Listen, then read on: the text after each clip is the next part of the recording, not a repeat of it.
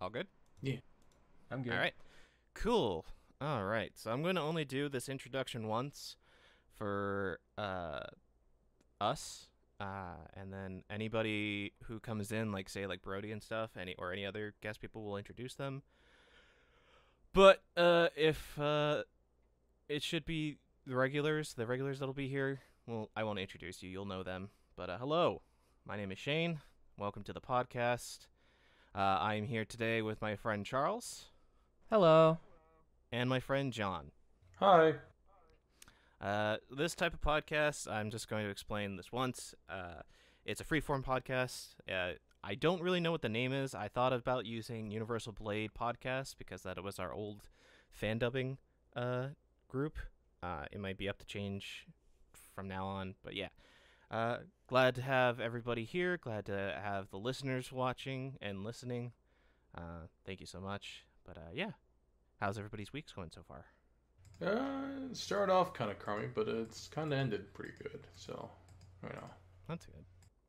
Charles? For me personally, it was a pretty good week. I feel personally a lot of things were fulfilling.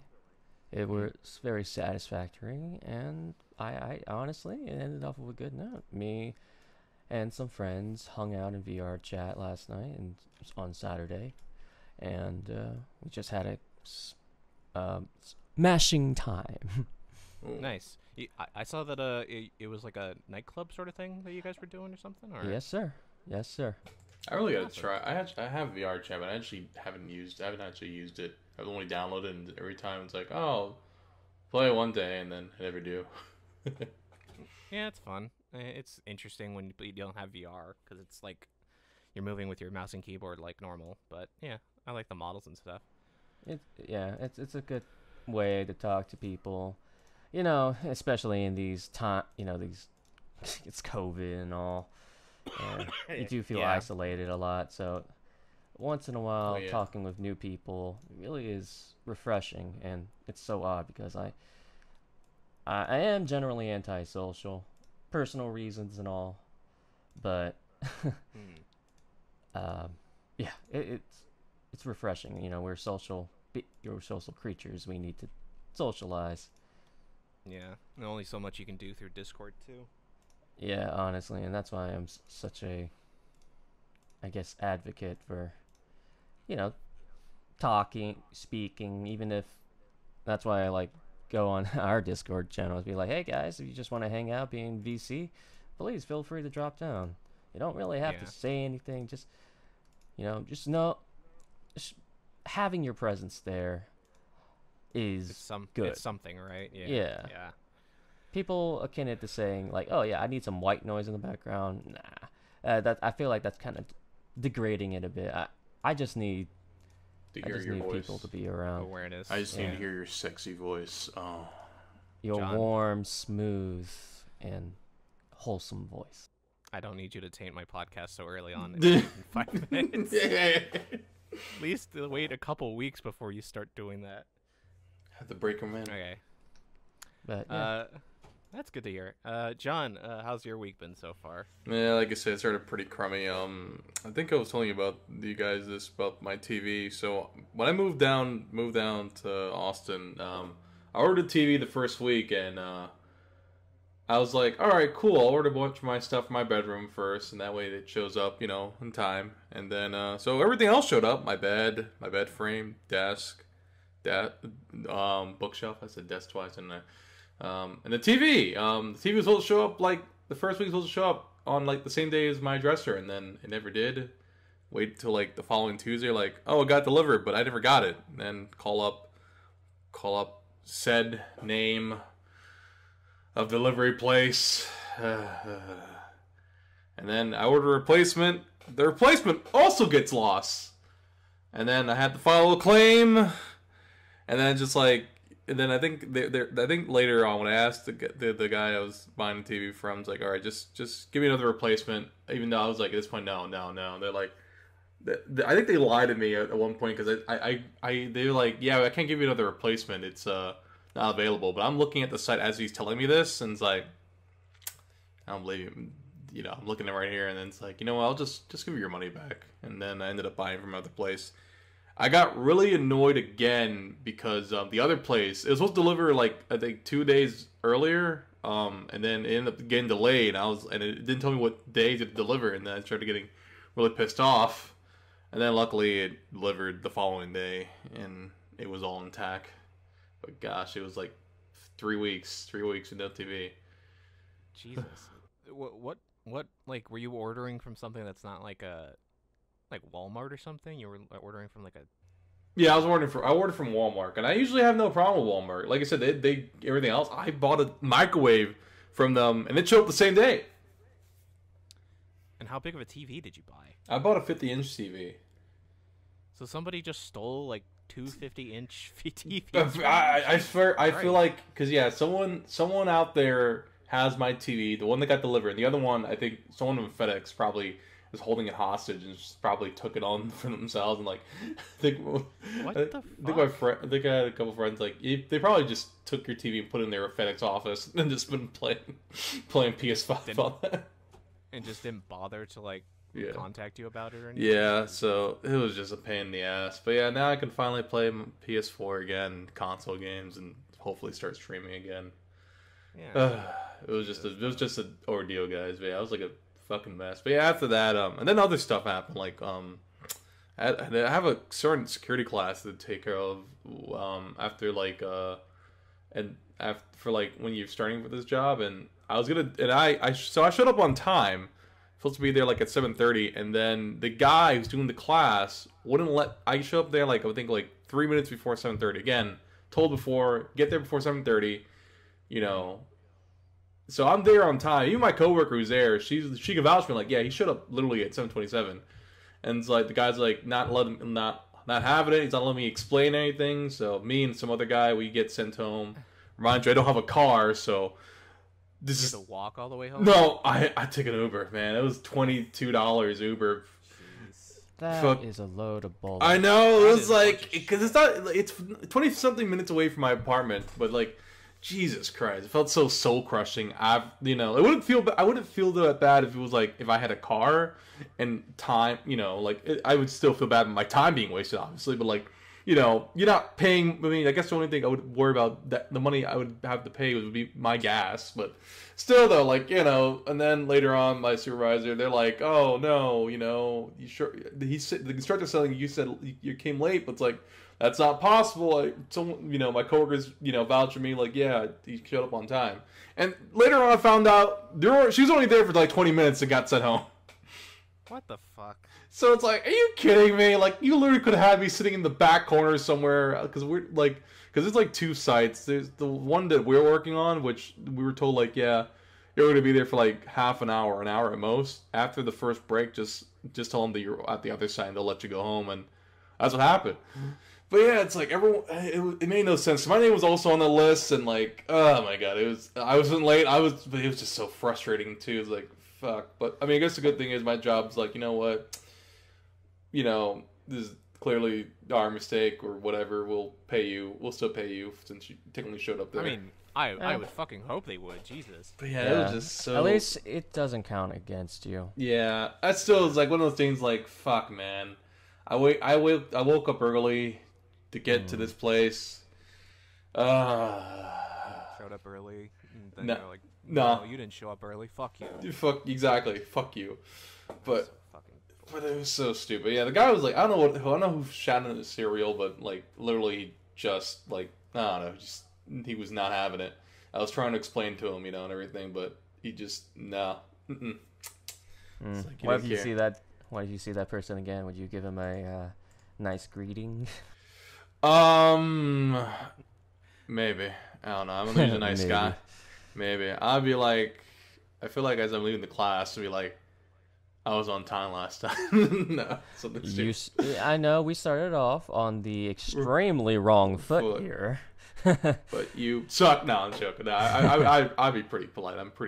Even though you've done harm to me, I'll be a nice guy, and then you'll feel like shit later on. Anyways, you're like, oh fuck, I shouldn't have done that. Kill them with kindness. You should just be early every single time. You're like every time you see 30 minutes early. Like, oh look. Look who Mr. Late guy. Yeah, I just imagine. Yeah, I just imagine it's gonna end up happening when I gotta go do that class again. They're gonna probably bring it up, and it's like, I was here on time, but okay. I want to You get to show see up brings it 30 up, minutes okay. early, wait outside the door, and just give him the biggest smile when he goes in the right. goes in the room. Don't have to say anything. You just give him the biggest smile. Yeah, but yeah. Well, then, yeah. After that, like the rest of the week turned out a little bit better. Got TV. My streaming stuff works. That's gonna fix audio, and my job ain't too bad. That's You good. play Oh. anything once you got your TV? I didn't get to play too much. I started watching Netflix. Oh, another thing I guess that's good. I finally changed my my permit over to Texas. So that was actually a pretty quick process. I was surprised how quick that was. Like one day I had to give Austin like props for. I turned the transitioning over to like from my job to my ID. It was like so quick. But if I didn't do this appointment though, I would have to wait till fucking February. Jesus.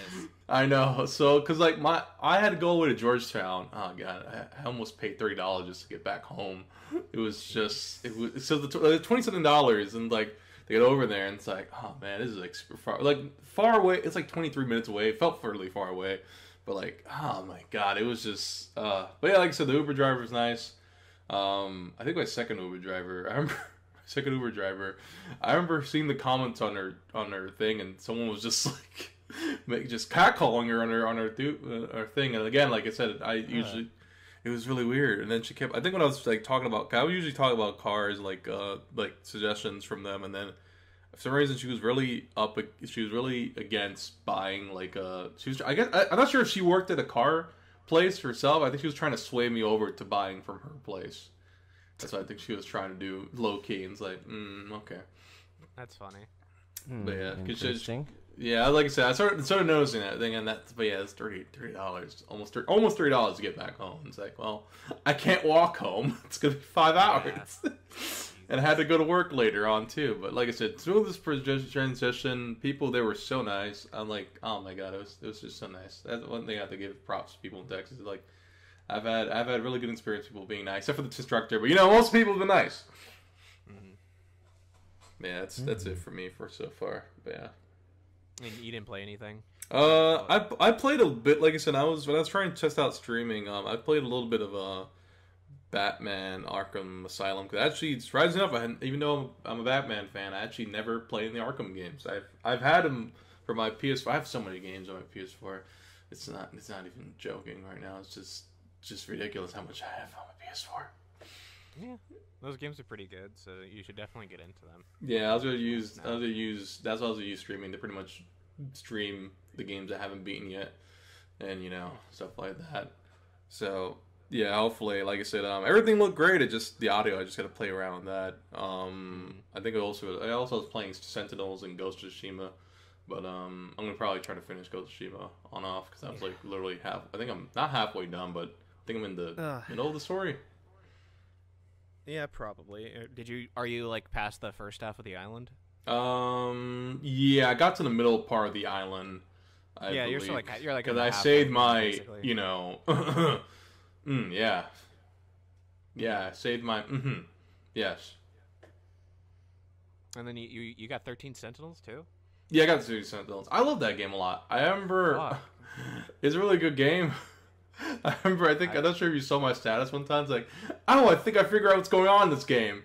And then something else happens. Like, no, I don't. I don't know what the fuck's going on anymore. I have no Yeah, idea. that game's plot is crazy, but apparently it's well written and it makes sense by the end of the story. So Yeah. and and I might buy it. I recommend it. Eventually. Like I said, even like gameplay. One thing I guess, even though the gameplay is not super, I guess, crazy, I guess you say. The one thing I kind of wish they did would actually see the Sentinels fight. You kind of just see them like little dots.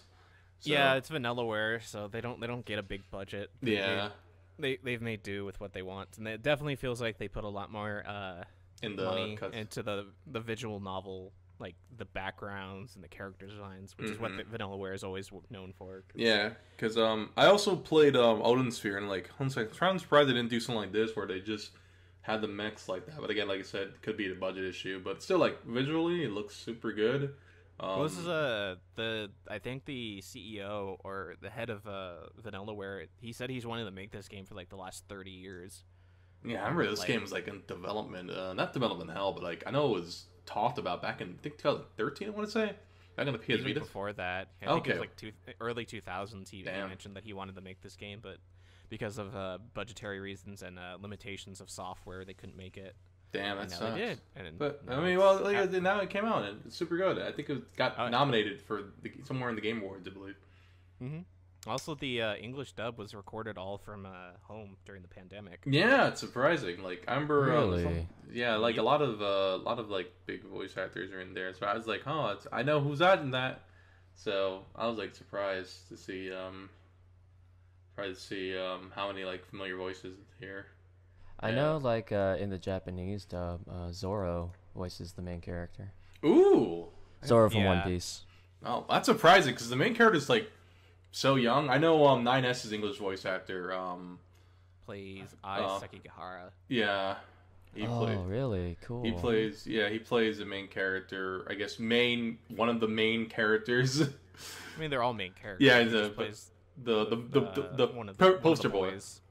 Yeah, the poster boy I would say, which is God, I'm forgetting his name though. It's Jin? Ai Sekigahara. Is it Isaac?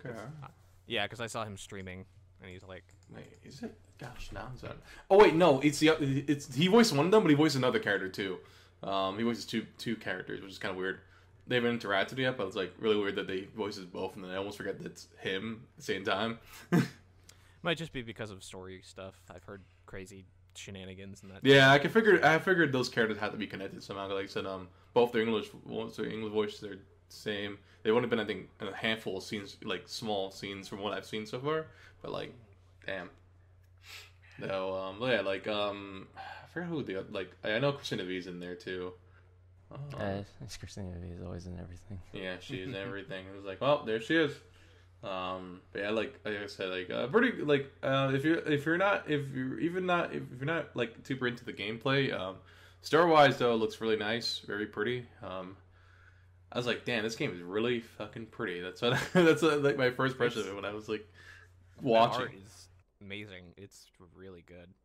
It's a very atmospheric game. Yeah. I haven't played the game yet, but for all the cutscenes I've seen, all the gameplay, I love how the wind is used as like, the indicator of where you need to go, rather than just like a big compass that you just follow. Yeah. Oh, I are you feel- talking about Ghost of Tsushima, or are we still talking about Sentinels? Oh, I'm talking about Ghost of Tsushima. Wait, I was like, wait a minute, I'll throw it off for a second. It's like, wait a minute, I mean, because it's when I do like in I'll have to bring up the Ghost Streamer later on, but God, I fucking love that game. But That game, yeah, But yeah. like the way that it implements the wind, like you were saying, Charles, is like, it allows you to be so more immersive into that game compared to like God. with me with playing Assassin's Creed Valhalla, and you can turn the UI and stuff off, and like exploration you can turn to like basically that, but because the game for Assassin's Creed is so fucking big, I get easily lost. And with Ghost of Tsushima, it definitely feels like it's allowed to develop that mechanic a lot more. So Yeah. that way you actually are more immersive and you want to explore stuff. It was Yeah. built. I feel like it was built with that in mind compared yeah. to Valhalla. It's also it also adds like the atmosphere to the game, because it makes it feel like one of those old samurai movies where the wind just kind of blows. It makes you Everywhere. feel like a samurai. God, I'm so yeah. I found myself so many times just stopping to just take cuts, like screenshots in that game. It was just, oh my god, that game is so beautifully done.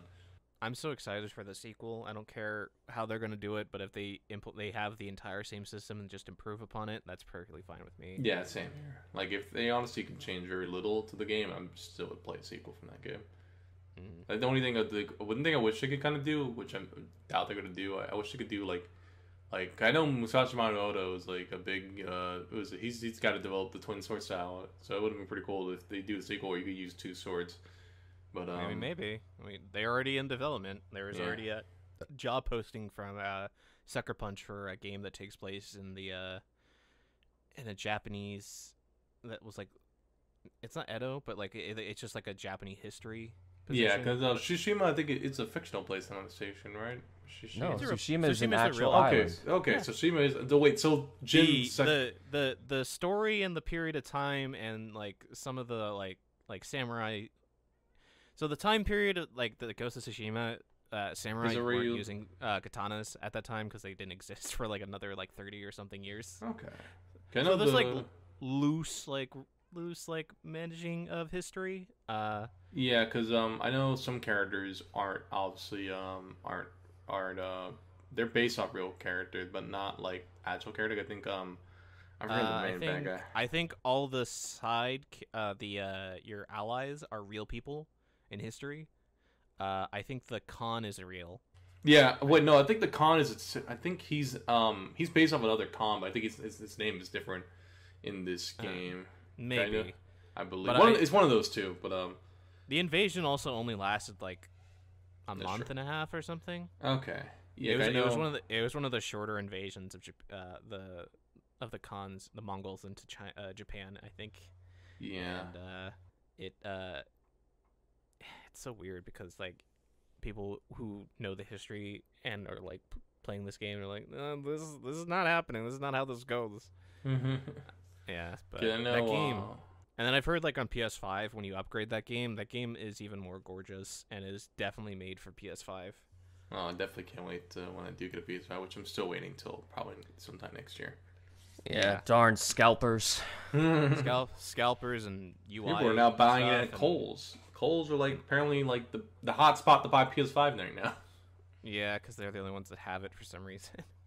Gosh, that is really ironic. Yeah. Charles, you been playing anything besides Phasmophobia?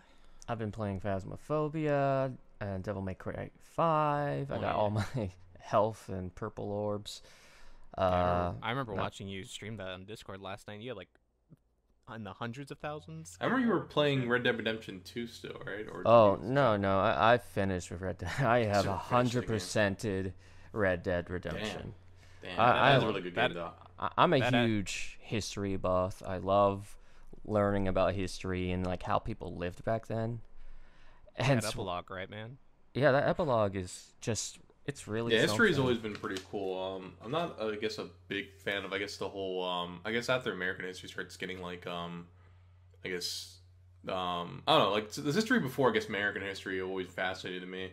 Like, even, like, I was surprised how fascinated I was with, like, the Western, like, the whole Wild Wild West back in Red Dead Redemption. Because, like, I'm like I said, I'm not a big, like, cowboy, I guess I would say, but I was surprised how much I really love how just the whole guns and the whole having to go on your horse. I don't think I ever fast traveled once in this game, even though I think they give you the option to. But like, I don't even think the game actually mentions it once, and you like, I'm sure most people probably just ride with their horse. No, because they got so many events that happen like while you ride your horse. Oh yeah, Plus- it's so many. Gosh, so funny when you ever get like random events. All those all those little events that really like are dotted across the map. I mean, why would I ever fast travel to miss those things? Mm-hmm. Plus, I'm going with the vine. I want to be a cowboy, baby. A good old cowboy. Mm-hmm. I am a southerner, and I'm just appreciating, how it was like back then before the central government yeah. became more centralized.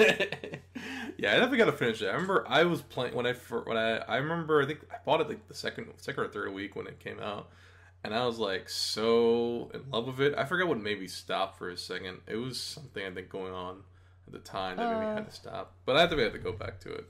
The story does get a little slow in some parts, and I understand why some people like don't follow through, but you just gotta stick with it, and it's just I feel like it's one of the most satisfying games I've played in many, many years. The dialogue is good, the acting is good. Gameplay, I just feel it's standard. I wouldn't like you're just playing a cowboy and you're just shooting some things, But I don't know, just riding that horse, looking at the sights, drinking my Kentucky bourbon. It's just I don't know, man. It takes somewhere else. This is like the America before our government became more centralized, and Our government There- is still there- there's- assholes in that game, though. Yeah, and they really were. But it's just you get to see like America, I guess, naked before all the naked. industrialization took place. I mean, there's some industrialization that took place in the game, but like the open land, you can see the bison. It's just so atmospheric. You Yeah, just take it all in. Because during this part, I believe in this game, they're trying to slowly get rid of the whole bandit / cowboy culture, right? Yeah, I mean, like, Isn't yeah, it this Red Dead? takes- By Red Dead Basically, Redemption. because Red Dead Redemption 1 is about basically the fact that the government is fully tamed the West at that Yeah. point. And Yeah. Red Dead Redemption 2 is about like Trying the to- last golden days of the Wild the Wild West. Wild Fort West. Yeah, Red Dead Redemption 1, which takes place after Red Dead Redemption 2. Yeah. When you play as another character, World War II is already happening. Wow. World War One. World War One. I'm sorry. World War One is Wait, happening. World War One really? He's Sorry, happening. I'm a huge fan of World War II, but like Yeah, history. World War 1 is either almost done or has About been going on for a couple years. And we know what happens afterwards. But Wait, regardless. doesn't wait? Hold on, gosh, I gotta look that up again. Maybe, possibly. I thought the Civil War was already not Civil War. No. Oh yeah, Civil War has been over. Yeah, been over. I'm trying to think of the other war. Is it the Mexican American War I'm thinking about? Or am I- Spanish War. I think that also No. happened before Red Dead Redemption 2. Okay, I know. I'm forgetting his name now. Like one of my favorite characters in Red Dead 2. Escuela, I think it's his last name. Manuel Escuela. Yeah, Manuel Escuela. Oof. Yeah. It's cool, but I fucking love that guy. Well, you played Yeah. Red Dead Redemption 1. I definitely have to play Red Dead Redemption 1. I'm kind of sad they didn't actually take the opportunity to bring it to the PC when they brought 2 over. I was like hoping maybe maybe they might just try to snag it, but They should, and they definitely should. I hope they do, cause yeah, it's. I I know- honestly feel like more of a cowboy in that one than actually in Red Dead Redemption 2, just in my opinion. But yeah, I do like Arthur as a main character a lot, even though like I said, compared to like John Marston in 1, which I mean, like I said, they're both pretty good characters, but I guess you to kind of see like John Marston before he became the super cool cowboy and he actually trying to take responsibility. Yeah. Arthur Morgan is more of a tragic yeah. character. A They're tragic both hero tragic characters. Yeah, but I feel like Arthur, depending on your choices in Red Dead Redemption 2, is more of a tragic character because in the story, it always feels like he's grappling with the fact that he has to do terrible things for the people that he cares about. And if Yeah, because I you go, noticed like, that he's getting older too, right? He's a lot older than John Marston is. But John Marston, I think, He's- is like 20 something in his 20s. Yeah, Arthur is like 37. 37. Yeah, I thought and- it was 40. Jeez. No, he was pretty. He's still pretty young for that, but he was basically a teenager when John was like When, joined the crew. Yeah, he was part of the old guard with Jose and I'm forgetting his name now. And Bill? Dutch. Okay, Dutch. Him and Dutch, and like he's part of the original Dutch's original crew. He's OG, yeah. OG, oh yeah. Yeah, I wonder if now I'm wondering if they do Red Dead Redemption 3, where does that go? Like, cause like by John Marston's time, by Jack Marston's time, after events of at the end of They'd probably have to go back even further and separate it from John and Arthur. yeah. I would actually be interested in like what Jack Marston does. Yeah, because I know a lot of people Yeah. I know a lot of people were like on the fence about Jack Marston. What happened? Like after what happens, like I feel like I guess Shane said either go backwards or because I think after was it during Jack Marston's time? I think is Cowboy Life just completely about 5% done at this point? Yeah, Dude, basically. it's pretty much almost done, man. Yeah, the West has been completely tamed by that, and Jack is just getting revenge. Yeah.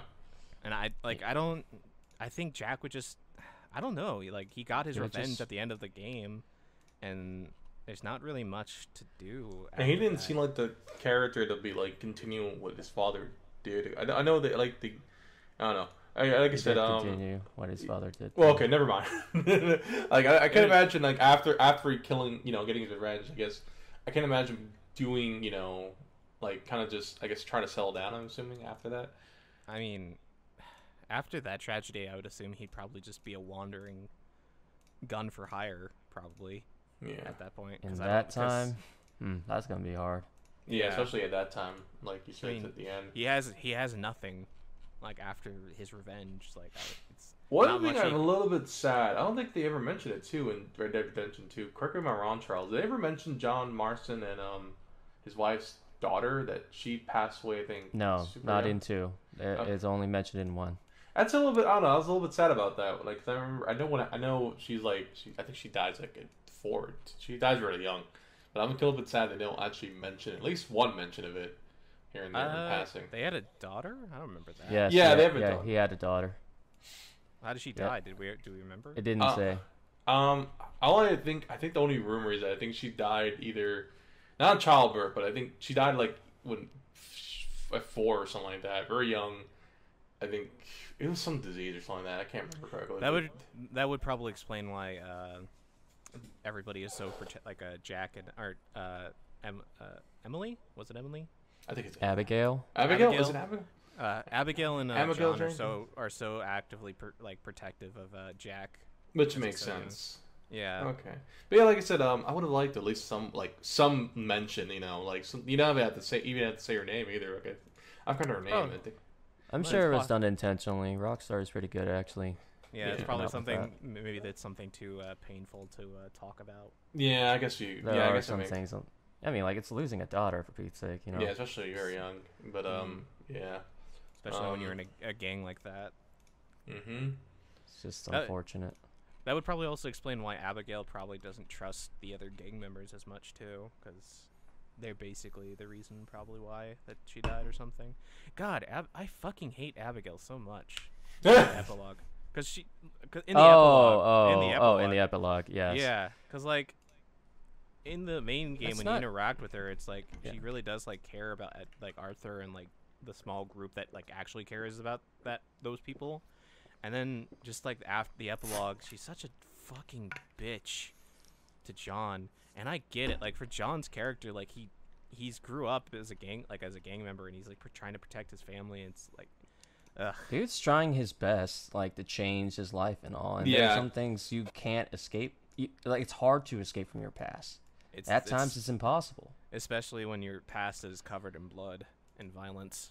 Yeah. Yeah, especially like you said, having start off in the game where he's pretty much like what was it? Because he pretty much not ran away, but he ran away before. It's Arthur had mentioned that he's ran away before, and did he come back? Was it 5 years, 5 to 4 years? They lost him for like 3 or 4. He disappeared for a couple of years, and then he came back, and I think it's implied that he just he abandoned all of them so that he could get free for a moment because he felt suffocated by everything. Yeah.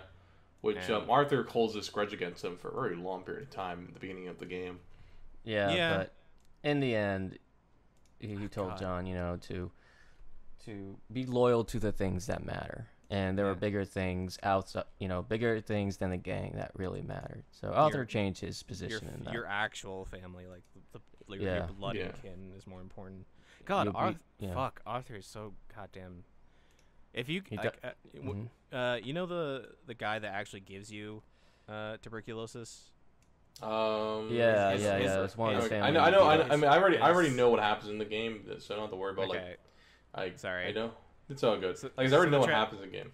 But the tragic thing is that like John, like you, man, I really wish it was impossible to do that mission so that Arthur could survive.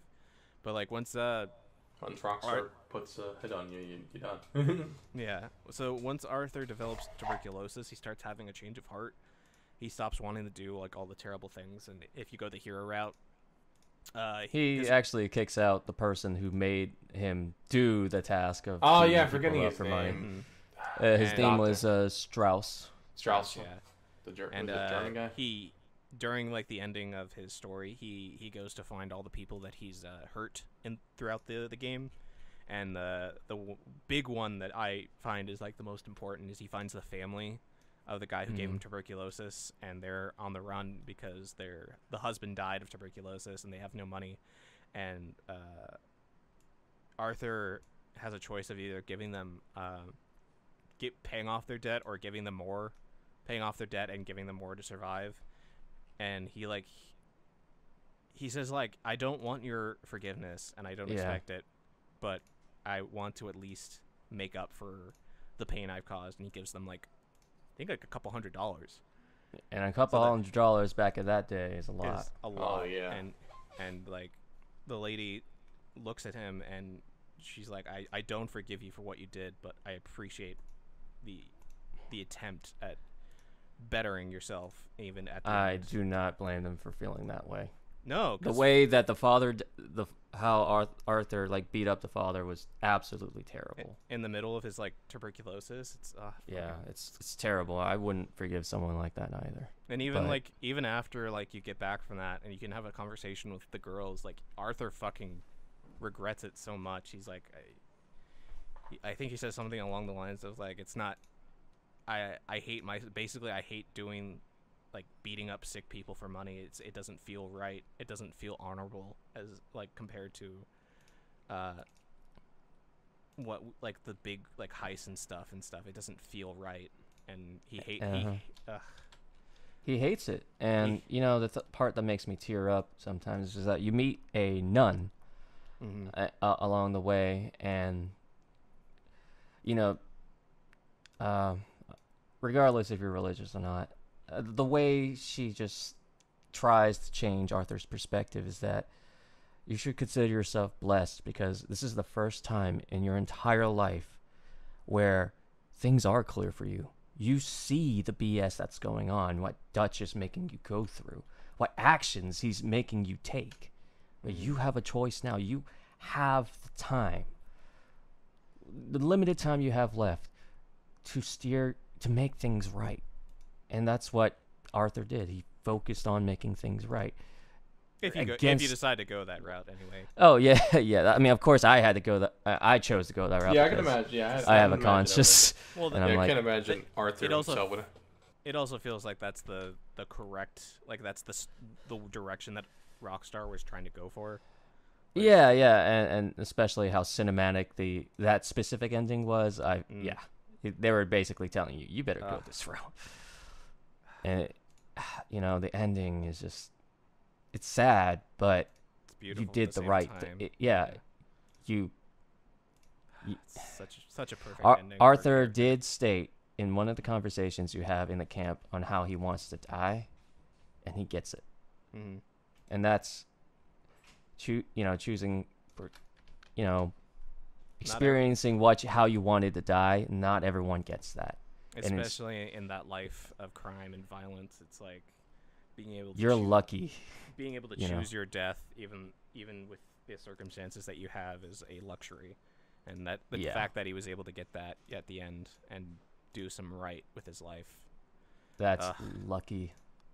The fact that his hat is the hat that John has, even more sad. Although in Red Dead Redemption 1 he doesn't wear that hat, which makes me sad. But makes me think it's probably because he wants to honor the memory. Yeah. He does in Red Dead Redemption 1. He does mention Arthur offhandedly, but not by name. Yeah. Because can I imagine Arthur at the moment, probably story-wise, he didn't exist because the game came out in 2011. They didn't know if it was going to be successful. Yeah. And it exploded because everybody wants to be a cowboy. Yeah. God, like I said, hopefully if they do 3, they make go either backwards. They have to go back. They would have to go back to like the early days of the Wild West. And hopefully they don't actually, like you said, either use different characters at this point. I would like to, I guess, a mention of Dutch, but I would imagine I wouldn't really want to revisit these characters again. I feel like their stories are kind of both like. It's done. Done. I don't. Yeah, I would like it to be a different. The way I see it is that the way they can do it is they go back to the Wild West. You start off as a bandit, and you eventually get more and more members, so you can still have that group activity like thing, but you develop your own group, and it can show it could just be like a story betrayal basically. I You feel know, like you should play as Uncle before he has lumbago. fucking Uncle. I fucking love Uncle. And it shows that he's actually Red Harlow It's possible. from the Red Dead revolvers. Oh man, that was Really pretty old cool. game. Yeah, I know. Red. I forgot. Red. He's still alive during this point of the. He's still alive during the point of Red Dead Redemption, all the way up for. I kind of said actually, did they make it? Did they mention him at all in Red Dead Redemption 2? I don't like No. it's offhand. The only thing that they like, the only mention, quote unquote, is that you can play as him as a multiplayer choice in Red Dead Redemption 1. Yeah, damn. I was really hoping they're gonna like feature could. him. In 3 could just be like redo Revolver with those characters and stuff. That would be interesting because I know, like I said, by the time Red Dead Redemption 1 happens, I know Red is technically still alive. So that would have been cool. I would have loved to like at least some mention of him, like some sort, or I guess like a nod to his like him, you know, not to Red Dead Redemption Revolver, but Red Dead Revolver. But like I said, 3 could either be probably a reimagining or a full on remake of It's Red. probably gonna be a Brand new original game. property. Yeah. Yeah, I imagine. I don't. But, Rockstar really doesn't really do remakes. They do their own original projects. yeah, which is usually I don't mind. Like I would like or an HD remaster of Revolver. That would be pretty cool. I was still surprised that they didn't do Red Dead Redemption 1 and the Red Dead 2 engine to make it like improved, since they have the entire game basically in there. Yeah, I really was hoping that they're gonna put it on the PC, put Red Dead 1, like just clean up the graphics a bit, but no. Nope. Man could dream. Yep. GTA 6 and then whatever's after that. We're not gonna use Red Dead game for like another 10 I know years. Bully is, I think, and still in the rumors, but they still don't know anything about. Bully's not gonna happen. Wait a minute. Ain't GTA 5 going to... They have, like... Did GTA 5 go into PlayStation 5? Is it happening? It is, but like Oh my God. GTA 6 is the next big game that Rockstar is working on. It's been Damn. rumored It's for like gonna the be last good. like 4 years. So Damn. and Okay. that's after Red Dead 2 got finished. They're probably in full production on that.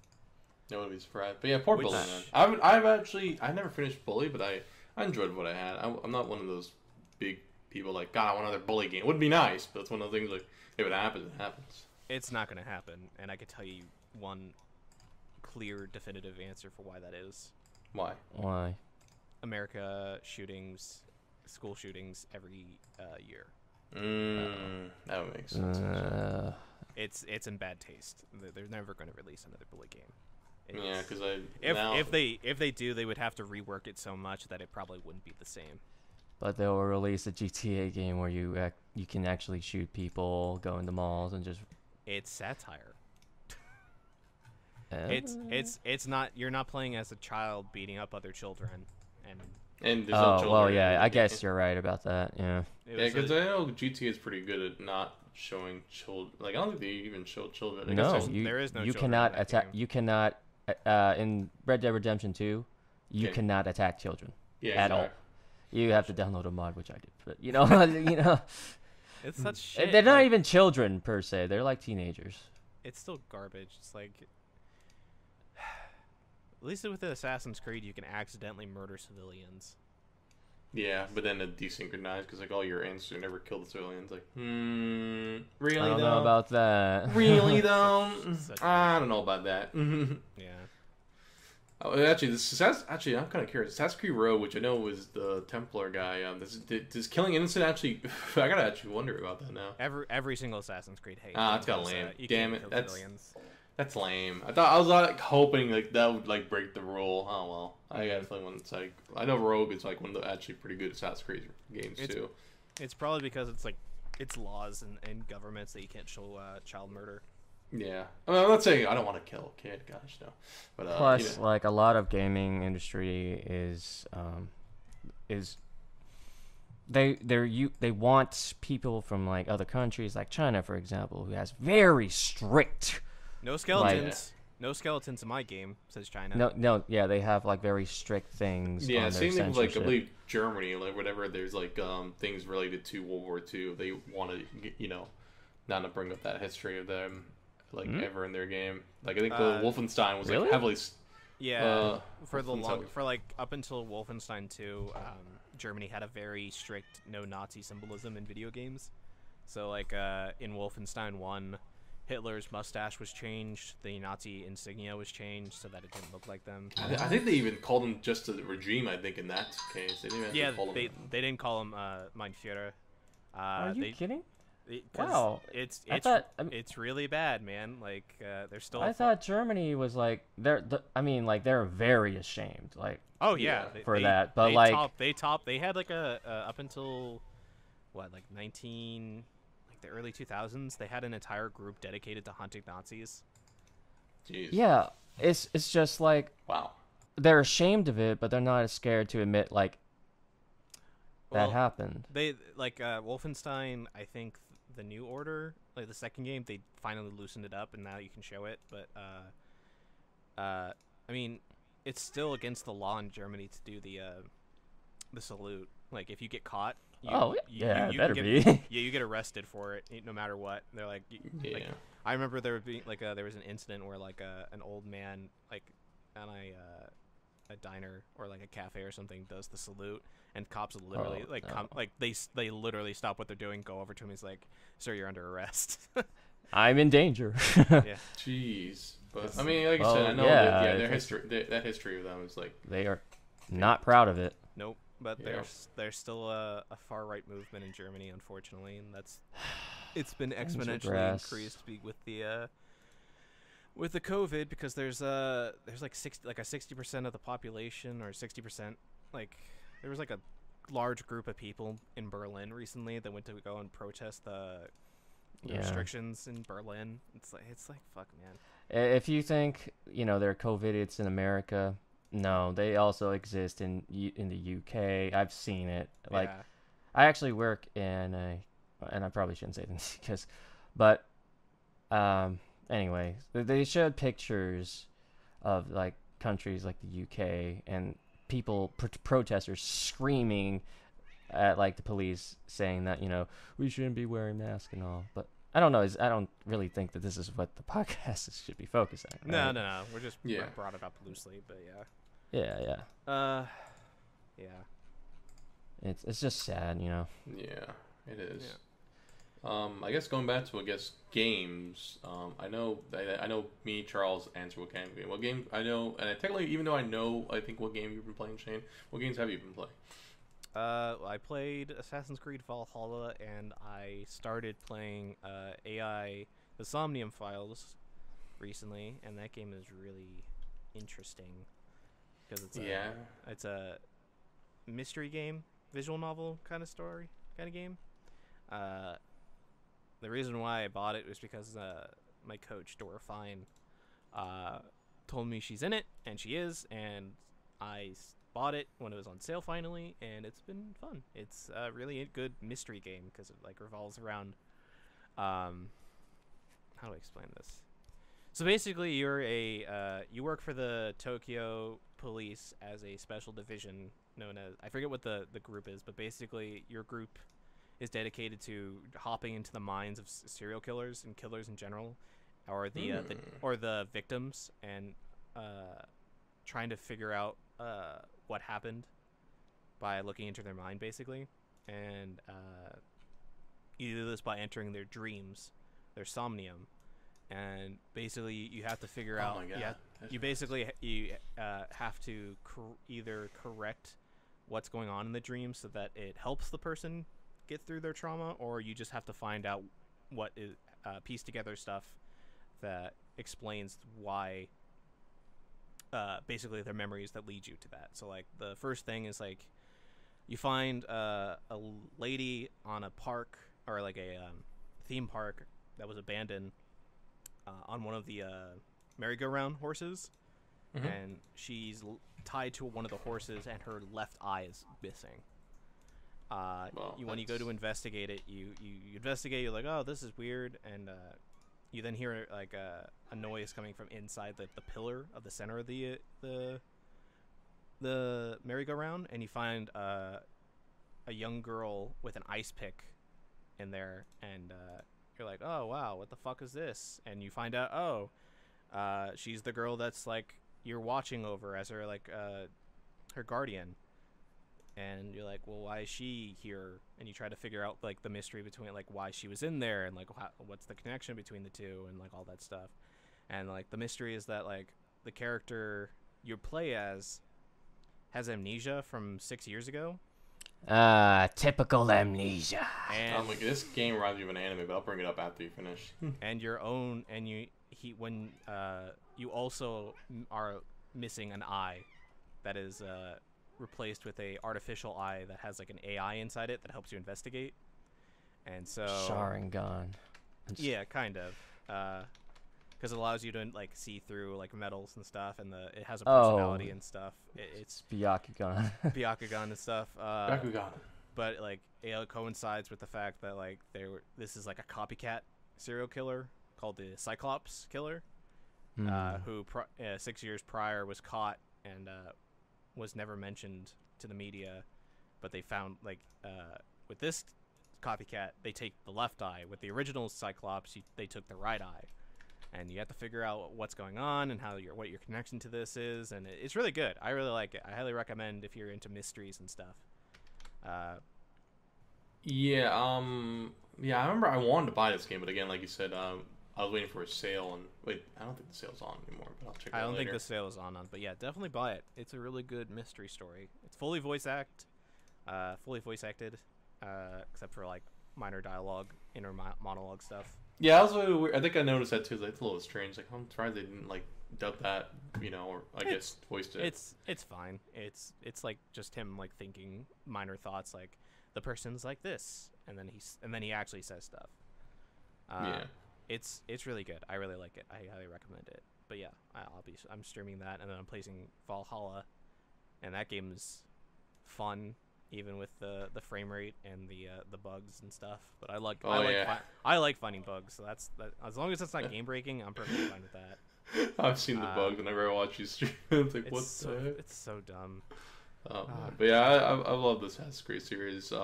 Except like I said, I've got to get back to playing this series. I was a huge fan from 1 all the way to like 4, and then fell off a bit only because like at the time I couldn't afford a pre-order. I used to pre-order them a bunch of times.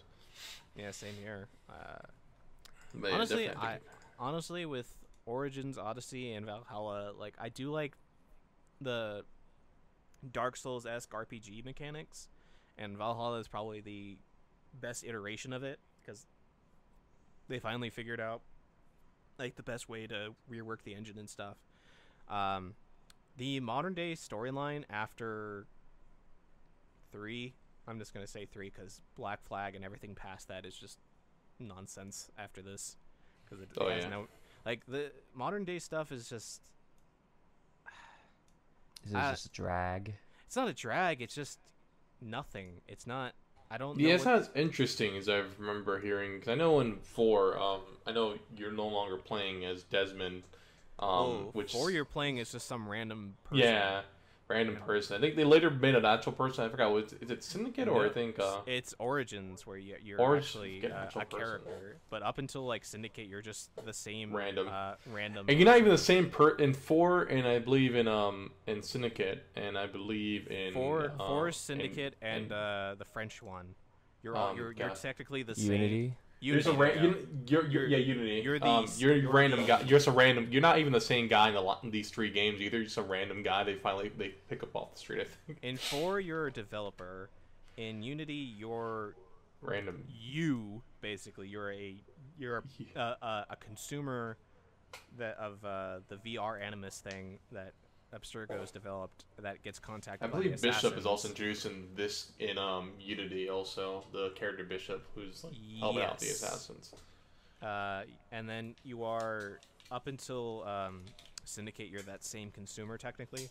Okay, all right. Nothing really happens to that character, modern day story wise. It just. I think in 4, your character ends up getting killed or something like that. I can't remember now. Yes, the Sage not kills you, but like it takes over your body, I think, or something, and then you get. Yeah, and I forgot in Rogue who you play. I think you're playing one of the Extergo's Templar agent and trainer. I think you're playing as you're one of the people. You know how in 2 multiplayer. no, you saw how like there was a bunch of animi. Yeah. Yeah, you're basically I think you're right. I think you're the Templar training who started in the multiplayer and then eventually became like a full-fledged Templar. Yeah. And that's how we connected to. Actually, multiplayer was actually not too bad. Actually like those characters in that. I wish you only get to kind of kill them in Assassin's Creed Brotherhood. Brotherhood and Revelations, like the multiplayer characters, because they actually do have like somewhat little bit of backstories, but again you get to actually fight them a bit in your Assassin's Creed 2, but they're kind of nobody characters in Assassin's Creed 2 Brotherhood. Yeah, you just kind of just kill them and go on with your life. Same thing I think in Revelations. It's really weird that like Desmond was like the really most interesting character to the modern day stuff. And then they just kind of pooted him. Well, they killed him. Spoilers for a game that's like almost 10 years old for How dare Assassin's you. Creed 3. But he sacrifices himself to release one of the old ones who came before, so that she can take over the internet, basically.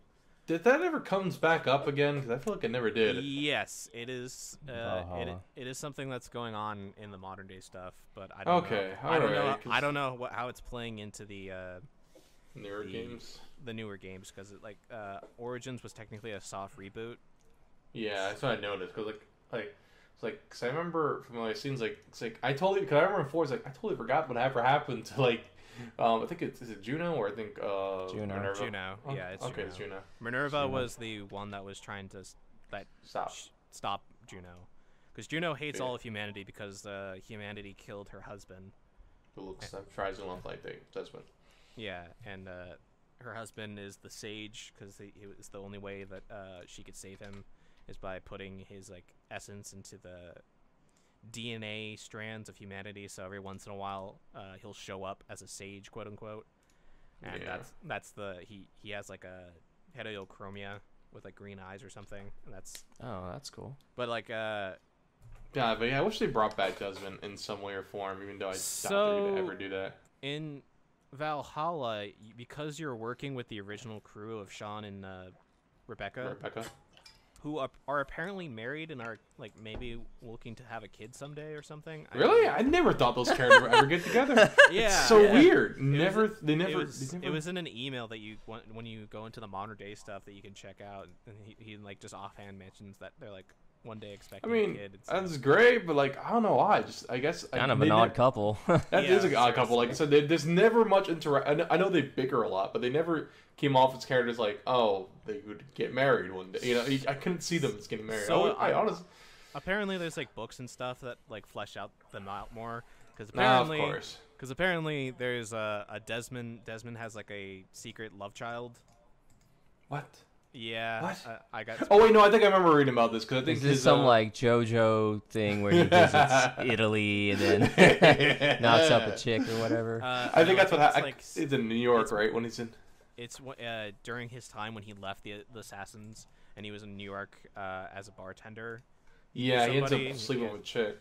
Yeah, he slept with somebody, and the Assassins find her and take the child and train him or something. Oh. Yeah, I remember reading about this briefly, but I forgot, because during his time in being a bartender. God, that is weird. It is pretty much JoJo now. But in Valhalla, there's audio files of Desmond interacting with Sean and Rebecca. Wait, did they actually bring back Nolan North for that? They did. Yes. Cool. Because there's video voice files of them talking. With Rebecca and Desmond, it's talking about the bleed through effect and what how Desmond is perceiving it, and how it's affecting him, which it's not really. He just kind of sees things and he's like, oh no, that's them, and they don't really bother me. It's just visions, basically. And then with Sean, he talks about how the assassin, because he was born into the Brotherhood, he wasn't given a chance to choose, and how the Brotherhood is all about freedom of choice and stuff, and it's so weird that they're almost hypocritical about it with those born into the Brotherhood and the family and stuff, and where they're not really given a choice.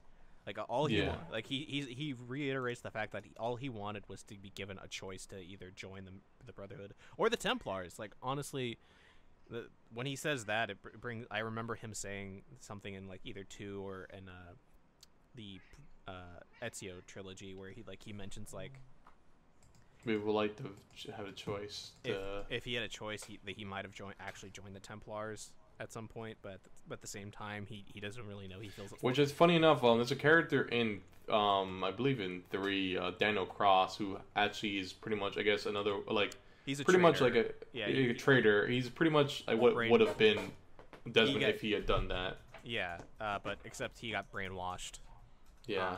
By what's his name? The Doctor from the original trilogy. Vidic. Vidic, yeah, and he has like I forgot Vidic gets killed.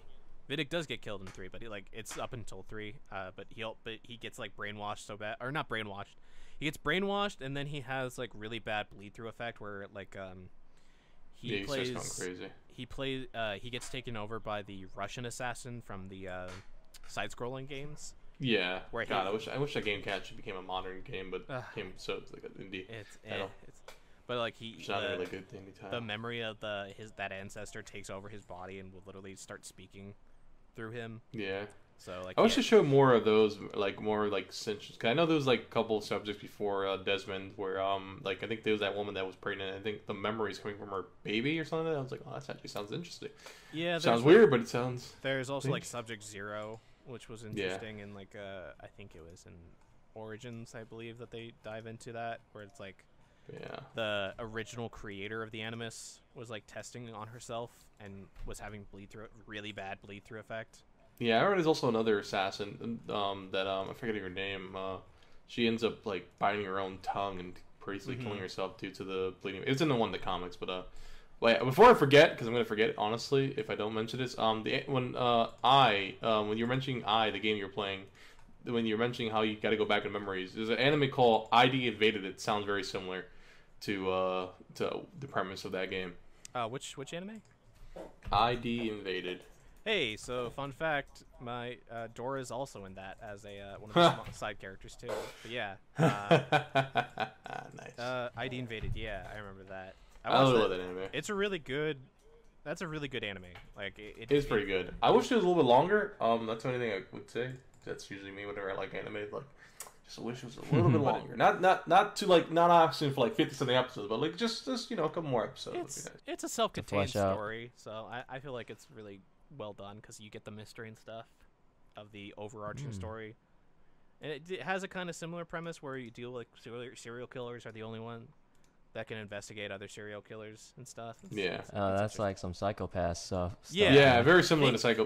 Wasn't it written by the Psychopath writer or something? I gotta look that up, but definitely, like I said, it's definitely if you liked then you definitely check it out. Yeah, because that concept of that show is like serial killers are the only one that can investigate serial killers, so they basically dive into their mind but rewrite their personality to be the ultimate detective, so that way they can help figure out the case. I'm the ultimate detective, Kaido. And as soon as they're done with figuring it out, they all memory of that event of them investigating is removed from their mind. But move from their I guess their avatar's mind, because their avatar always seems to their avatar can't remember how they got there, blah blah blah, except for their name, and they must solve the mystery of Kairu.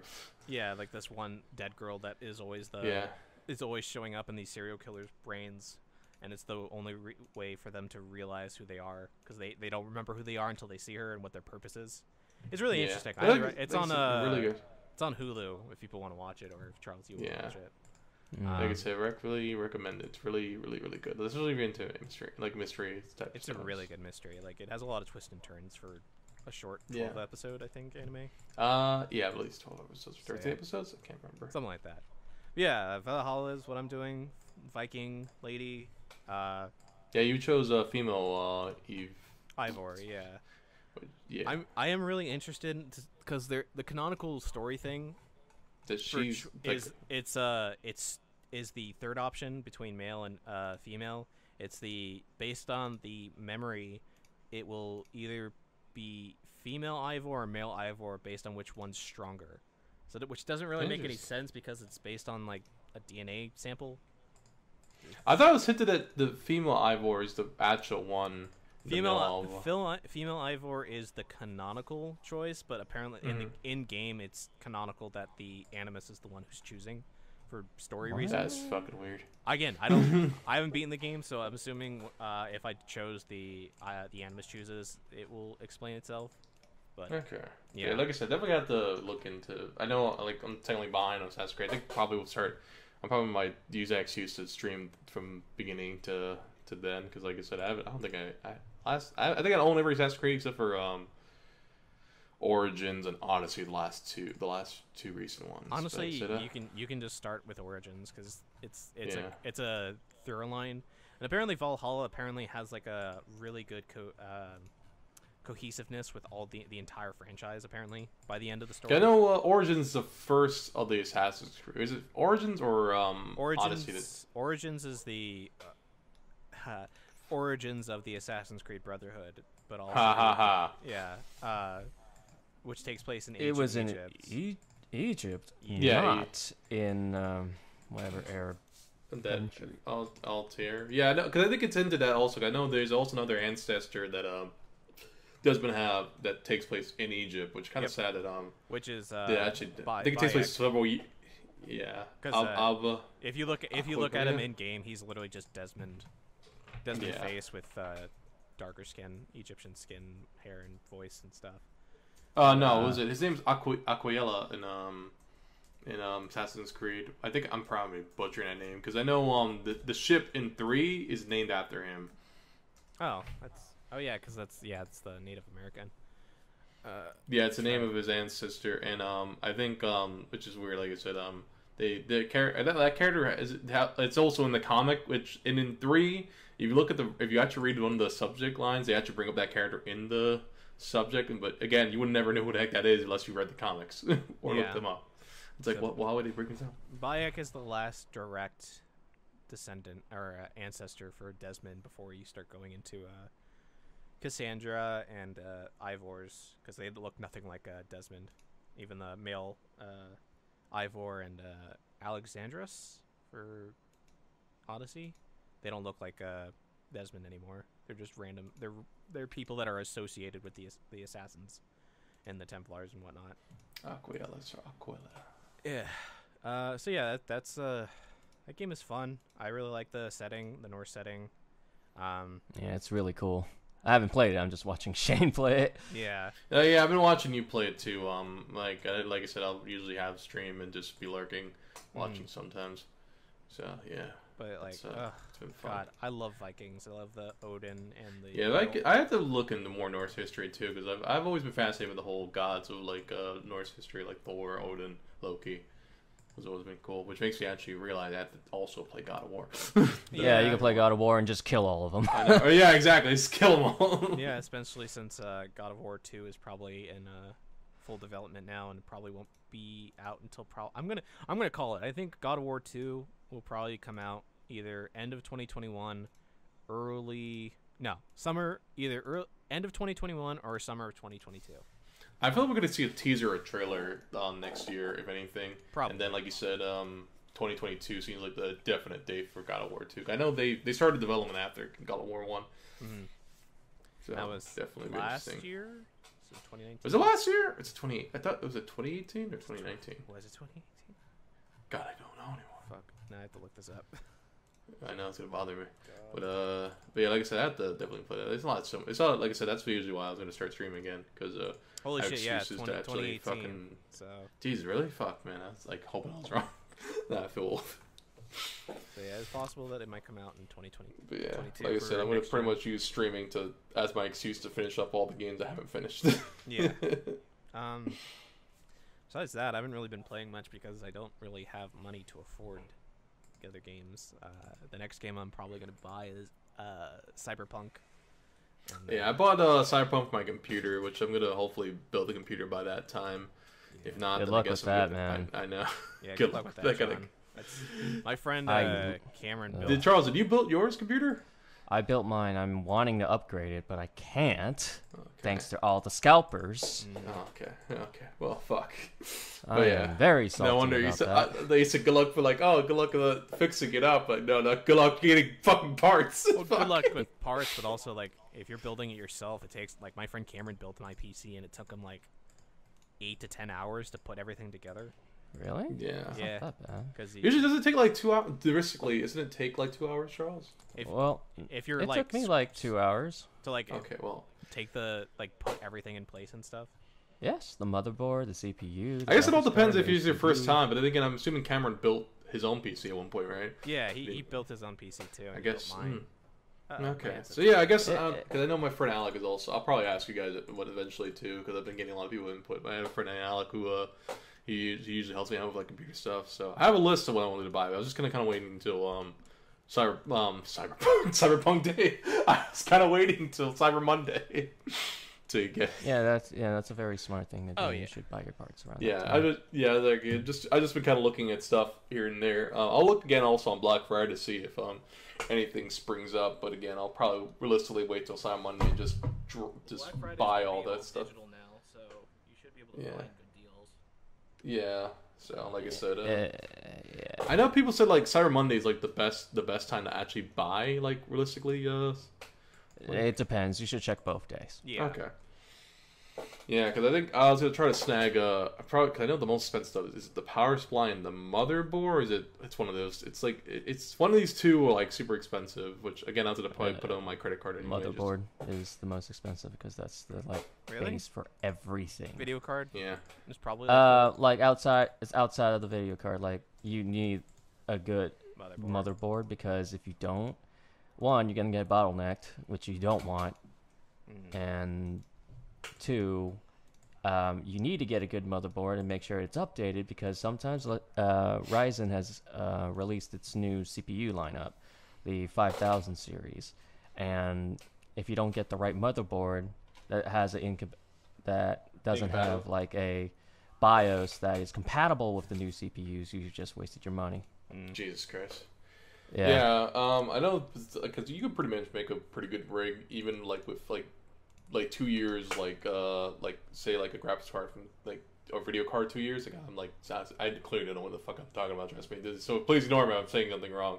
But I know it was that like I said, probably won't be upgrading to the super big max. Like I'm trying to probably put down like 1,000. Oh no! Yeah. Why are you gaming with Max, man? No. Yeah. No, not Unless Game of you, Max. No, I'm not. I'm not trying to. What I'm trying to say. I'm not trying to put like super big money into my like like $3,000. Like I think I'll upgrade over time. Obviously. Yeah, do that. So Do that. Honestly, I just want if you want to build a PC, my friend Cameron or Quark in the Discord, he can help you. Because he has he had a website dedicated to like how the pricing and like the specs and stuff. If you talk I'll probably ask Cameron also. if you message him, he can probably help you with that and figure out pricing and whatnot. Like I said, I was asking my other friend Alec, because I know he's usually another good computer guy. That's usually my go-to computer guy. But yeah, like I said, I'll usually get different opinions on everyone. You know, another friend Jamal who's also pretty good at making computers too. But I think it's the hour 13 mark. So should we take a little bit of intercession? Sure, we can do that real quick. So Yeah. Plus, I need to use the restroom. All right. That's why. All right. We'll I'm gonna stop recording now then. We'll be right back. All right. Be right back. Okay, we're back. Yeah. So, all right. So we talked about video games that we've been playing. You guys been watching some anime or any other things you've been watching? TV shows? I haven't been watching anime in a while, but I'll go. You go on, Charles. I'm actually going back to watching anime after a long time due to personal reasons and all that. It's nothing against anime. It's just the most recent ones I've seen are like the God of High School, Jujutsu Kaisen, and you introduced me to some like Tonikawa, Shane, and yeah, just watching the medium that I loved for a very long time. It's good to be back. Yeah. That's good to hear. Yeah, I've been watching all my weekly shows too, like Tonikawa, Jujutsu Kaisen. Oh, fuck, do I have to look at the list of stuff that I have? Been watching the Digimon one too, which is really really good. I like that it's like a reboot of the original series.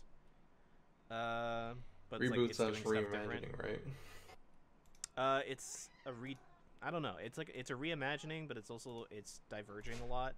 It was the first like 4 episodes are a reimagining of the first Digimon movie, and then everything up until like last week's episode was like a reimagining of the original season, like original anime season, and now it's diverging into stuff. I think it's going into more Digimon Adventure season 2 or something. No, David. I don't know. Like it's moving a lot faster with evolutions and stuff, and we finally got to see loosely got to see War Greymon last week, which was really cool. I've been wanting to see that evolution. I also been watching Dragon Quest and Yasahime, and Is It Wrong to Try to Pick Up Girls in a Dungeon season 3, and I'm Standing on a Million Lives. Those are the shows I've been watching. Dragon Quest is really good. Like, it feels like going back to like the early 2000s and watching like the Saturday morning anime cartoons, but it's an actual good anime instead of like a 4Kids production.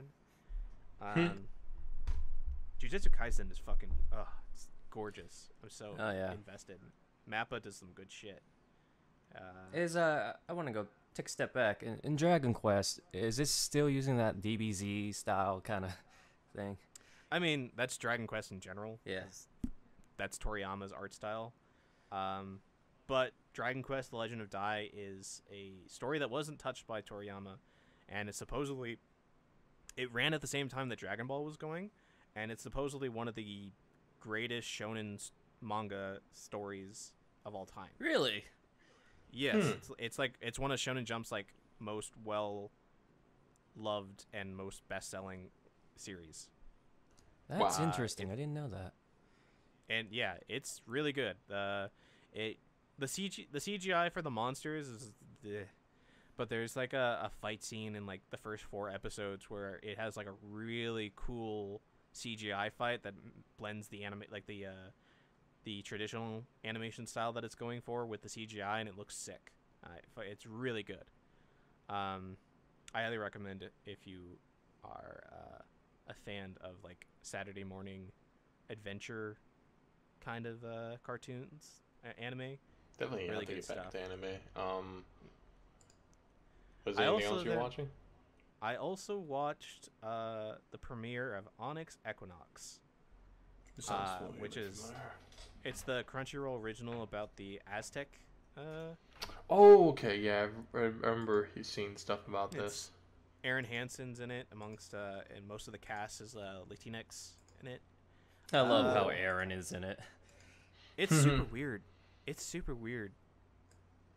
He does a really good job, but it's like I just hear Aaron Hansen playing. I'll give you, man. Like when you listen, when you hear Samuel L. Jackson, you just see Samuel. Every time Samuel Jackson, he's just playing Samuel L. Jackson. I'm gonna have to wait until I see a couple more episodes. It's a bit rough right now. I don't. The animation is impressive at parts, but then it feels weird. There's weird things I'm noticing and stuff, and I don't really know what it's going for. They didn't pick an interesting Mesoamerica. I haven't really found that interesting. God, I'm gonna have to check it out then, because Mesoamerica. Like the first like 5-10 minutes is just like Aztec or Mesoamerican gods like destroying and ripping people apart like an entire city, and it's cool. It's really sick. I have no idea what's going on. I don't like it introduces a character for the first like part, and then that character just kind of it goes to a different town, and it focuses on what's supposedly the main character, and I don't know what the connection between these two is yet. I think that's just because it's a first episode and it's an original project, so I have no way to find out what is going on, but it seems interesting. I'll probably keep watching it. I really like how Crunchyroll is like making its own anime now. It used to be just like a streaming service, but now it's actually making its own anime. Yeah, it's pretty cool. I know Verbs also have done the same thing, which I know gosh, forgetting the name of it. Jello Apocalypse. He did his own series. Did his own series? Wow. He made his own series on Verb. Gosh, I'm forgetting the name. It's gonna bother me now. I'll look it up in a little bit. But Yeah. I mean, it's crazy how like Crunchyroll originally started off as like a pirating site, and now then it went straight, and now it's producing its own series and stuff, and yeah, it's probably honestly Epitaph probably the best. Erased. There we go. That was the name of the title. What was it? What's it called? Epithet. Yeah, I'm probably butchering the name. Epithet Erased. I'm gonna put it in the chat. Yeah, podcast. I don't think I've heard of that. Epithet Erased? Never heard of it. It's another one. It's an original series. The animation is a little bit. It has its own certain style of animation. I think apparently I found that he put a lot of money into that. Surprisingly enough, still though, it completed its first season. I think was it this year? It had to be this year. I want to say. And then it's pretty darn good though. I recommend it. It's on Verb, and I believe all of it's on YouTube now. It's written by Jello Apocalypse. Yeah, Jello Parkinson or Brendan Baber. I'm butchering his name, I'm sure. That's very interesting. Yeah. Oh yeah, the other anime I've been watching is Mr. Osamatsu, which is the comedy about the sextuplets or neats. Neat. They finally have their third season, and it's just as funny. It's really interesting to see like a sketch comedy show have a series of of sketches that has like a thorough plot line, because since episode 1 where there's like these two AI twins that are helping these neats with their lives and stuff, and it seems like there's like a reason for them, and it's really interesting, and but it's funny as hell. Like the first couple of episodes, it starts off with like 3 of the brothers like sitting down for like a normal talk show about like the new season that they're going to be a part of, and then like the next episode, because they're like talking shit about the other 3 and stuff, and then the next episode, it's the older brother with like two with 2 quote unquote people that are supposed to be the voice actors for the boys, and it's funny. I highly recommend watching it. The first episodes of the seasons always have like huge amounts of anime references. I don't know if you guys ever watched the series at all, but like when the first season came out, the first episode got banned because they had like 30 different anime references that they did not get permission to use. Oh, jeez. So the first episode of like season 1 and season 2 are just gone, and you can't watch them because they don't have the legality. But with season 3, they toned it down to like 1 or 2 references, and to my knowledge, it's still up. But it's hilarious. The first episode of season 3 has the boys actually like getting replaced by their voice actors in universe, because their image of being like degenerate neats is not good enough for television, so they have like pure idol versions of themselves take over, and it's great. I highly recommend watching it if you like comedy. But yeah, that's basically what I've been watching. Noblesse, I've been watching that too, which is one of the Crunchyroll's adaptations of manga. But yeah, that's what I've been watching. Yeah. But I haven't watched too much anime. I did start watching a lot of older anime, like Inuyasha, and then Netflix unfortunately doesn't have the rest of the season, so I have to go watch the rest of it on Hulu. I think Netflix only has seasons 1 through 2, but they have, surprisingly enough, all the movies, but don't have the rest of the season on that. Yeah. That's weird. But yeah, I have Hulu though, so that's a good thing. But still, it's like that's a little bit inconvenient. Oh yeah, Higurashi too, the new season. I still have to catch up on a couple weeks, but that's also coming out. I've been able to watch that on Hulu too. Good show. It's a sequel. It is a full-blown sequel. It is not a remake. Let me just be very clear about that for anybody who wants to watch that. It's not a remake of the original series. It is a full-blown sequel, and it has major spoilers for one of the mysteries in the first 2 minutes of episode 2. So go watch the original Studio Dean 2006 anime first, both the first season and the second season, and then watch this, because big spoilers. But yeah.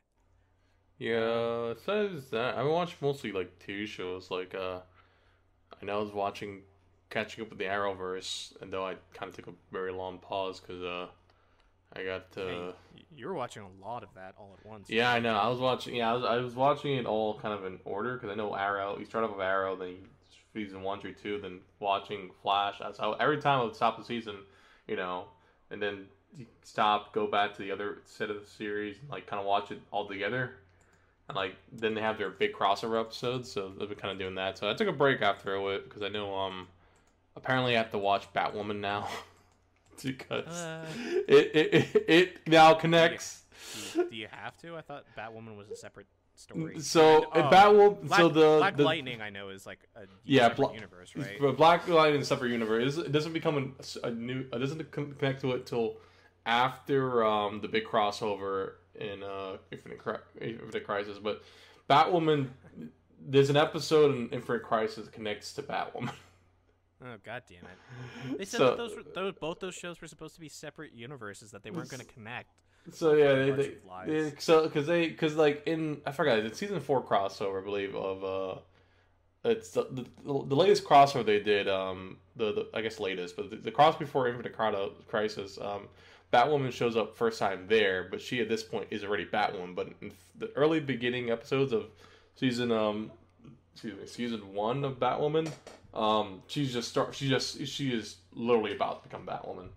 Or I guess in first, like, becoming, in the process of becoming Batwoman. So I'm assuming at one point, this is obviously taking place before the Arrow, before Oliver Queen and the others meet her in that crossover, before she becomes established, Batwoman. Mm-hmm. So yeah, like I said, but yeah, I know I'm not sure how exactly the new season is going to connect to that, because, I know they I forget the actress that played Batwoman. I know she, left the show for physical reasons, I believe. She just couldn't handle it. Yeah, physical and medical reasons. Yeah, which I haven't like been sad about, because like I thought she had the look down at least. I couldn't put heads or tails about acting wise, because in terms of Batwoman, honestly, in terms of characters, it's probably one of the few characters I don't know about in comics.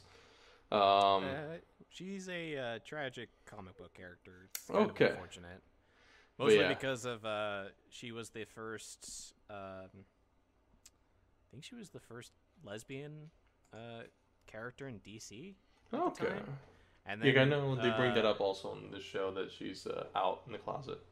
Like because she wasn't doing well in sales and stuff, they like tragically kill her character off brutally. And then of course, like all comics, she comes back.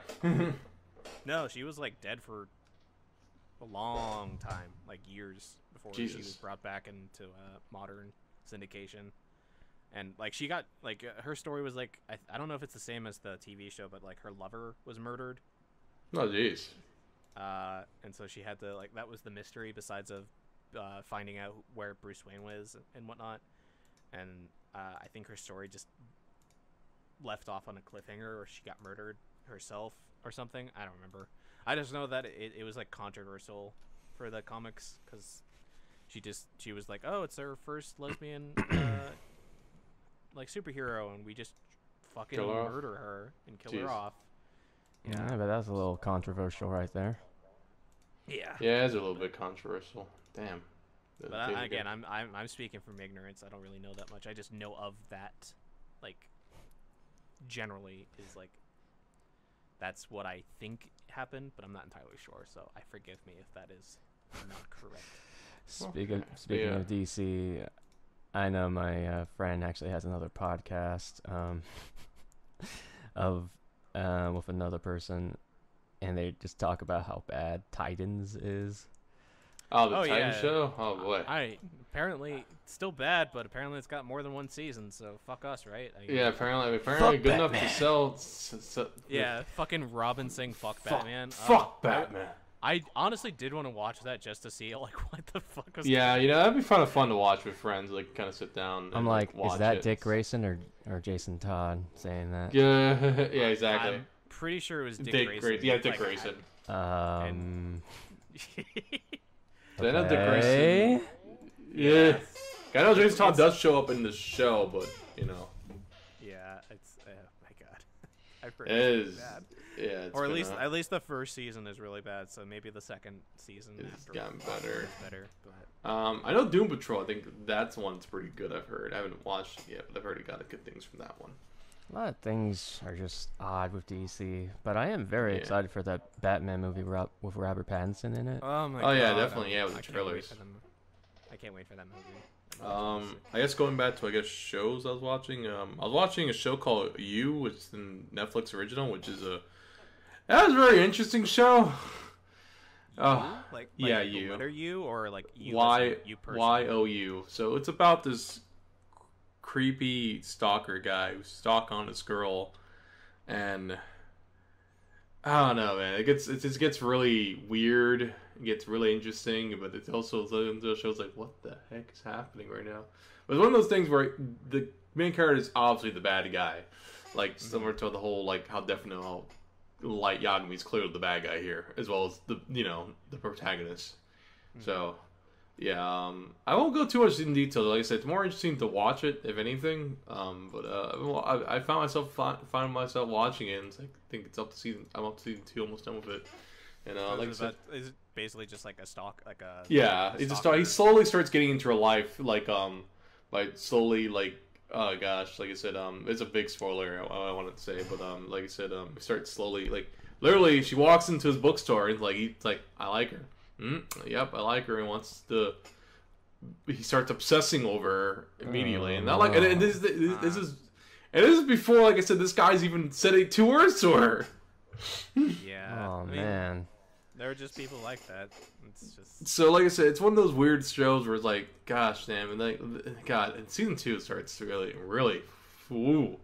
Let's Oh get man, into the mind is of a it- creeper. yeah, it gets into mind creep. Like I said, they do really well. The writing, like in terms of making, like the person playing the main character does really well at being creepy. So props for him for being creepy. You know, I forget his actor's name, but he's like, gosh, like man, he does really good props at being really, really creepy. Like I said, it's a very interesting show. is he a much as- character that's like likable? Like, do you like get to like him at all, or is he just like? There's some good qualities, like there's a neighbor. His neighbor's got an abusive like stepfather, and he does kind of help the kid out by reading books. But God, like I said, there's this. Oh my God, it's like little. Is it just like an exponential like increase into how creepy he is with this girl, or? Oh yeah, like I said, it starts getting really creepy and messed up later on. What he does to pretty much be with this girl. Because like you also start realizing like what his issues are. Like he just pretty much wants to be with her, and he doesn't want her to be with anyone else. Oh no! Like I said, it gets really messed up the way he starts doing things. But also like I said, there's only a so handful of time where you start rooting for him. That's only really in the beginning. It was like, oh okay, because at first like he's like trying to do it a legitimate way, and then later on it quickly does not become that way. It's just, Like I said, that's such a weird show to like. that's a weird show, man. Especially with all the weird stuff going on with voice actors nowadays. Yeah, like I in said, it's a very weird show, but like I said, definitely interesting. If like I said, I'm not a creeper, obviously, but it's a very interesting show where that's something completely different when I'm not used to. I'm usually used to like. How many seasons does it have right now? 2. Season 3 is coming out next year. So So is there like 2 seasons? yeah. Yeah, like it's a Netflix original. Yep, Netflix original. Like I said, one of their really big original ones, because I know this one, I think the first season takes place in New York, and the second one takes place in Los Angeles. Oh, what? It actually takes place in America. Yeah. Huh. You think the way I was trying to sound like something would take place like on the Korean drama or something like that, but no, it takes place in America. And, you know, it's That makes it even more creepier. yeah. Americans can be fucking weird. Yeah, like I said, the only thing likable, I guess you could say, is the fact that he does look out for like his young neighbors. Like in the first season, like I said, his young neighbor who likes books. His stepfather's pretty abusive, but he's always like helping him out, feeding him food. His mom, like his mom, is clearly paying attention to the guy only, and not paying attention to her kid. And then there's also, I think in season 2, where he has the other young neighbor, like this guy creeping on her. That she's clearly getting creeped on by an older guy. And, he's trying to help her out. But again, like I said, this is also the same guy who's also willing to do anything to be with the girl. Oh god. So it doesn't try to paint him in like a pure like he's still a good person. Like he believes he's a good person. The fact that he tries to believe he's a good person is just like, wow, this is just, And that's how most villains think. They're the like hero of their own story. Like I said, I wish I could tell you more, but I honestly, like, if I don't want to spoil it too much. Like I said, if you ever want to check it out, I would recommend it. But just check it out. Like, check out, I guess, the first 2 episodes. See if it's good to dive in. It definitely gets like, whew, boy. There any like warnings of anything? Like, is it graphic at all? I wouldn't say really graphic per se. I know there is like slightly graphic, small graphic moments. Like, no one's like. Child I guess so. No child. I guess child. There's no kid gets smacked around. Which, thank goodness, it hasn't happened. Even though, like I said, his neighbor is like stepfather's abusive, but you mostly hear his mother and his stepfather, like not stepfather, I guess her mother's boyfriend, like talking and yelling at each other. You don't hear any beating or anything. Or I think it's hinted at. It's implied that But again, like I said, I don't remember if there's any warnings in this in the first season at all. Actually, when I think about it, it's kind of weird, right? Because I know some shows like Netflix will like put up a warning, like be careful of watching blah blah blah. We're looking at you, 13 Reasons Why. Yeah, exactly. How does that show have more than one season? Because I don't know. Didn't the first season end with like a suicide character? Yeah. No, like a character, like I know it's about a character that committed suicide, but doesn't it also end with like another character? No. Oh. I don't know. I know another like I said, You is pretty messed up. Another thing I was watching was the Last Dance on Michael Jordan. That was a pretty interesting thing. I haven't watched too much of it. And Great Pretenders, I was gonna start up soon, which is that Netflix anime, I believe, Netflix original anime. It's a Netflix original, but they just bought the rights to stream it. See, I think it's like I knew something was that. It's like, wait a minute, they didn't actually make this anime. They didn't actually fund this anime. It's like I think when 4Kids like they made Chaotic, but I think they literally they bought the streaming rights for it. So yeah. And then I think they actually bought the rights to make Yu-Gi-Oh Capsule Monsters, something like that. Yu-Gi-Oh is still like a huge thing.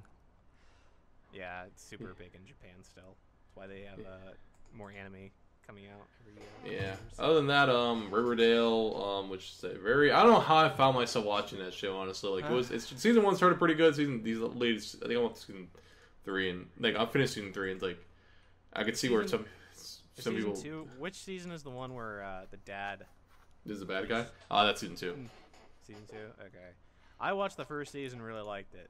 I started getting into season 2, and then like, then the fucking line is like, I had to sell drugs as a kid because my mom couldn't afford it, and then fucking Archie just says, "Well, you're here to play football," and that's It's like, oh god, it's so cringy. Yeah, like so, one thing I hate how cringy later on, because like, and also I understand their teenage, but God, does Archie get real fucking stupid later on, like really naive. I guess it's a show like he gets really naive, but like, God, it gets really. It's annoying sometimes how backwards his character goes, especially after what he's been through.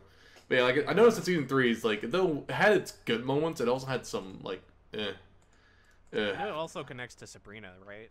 Yeah, it connects to Sabrina and I believe the Teenage Witch.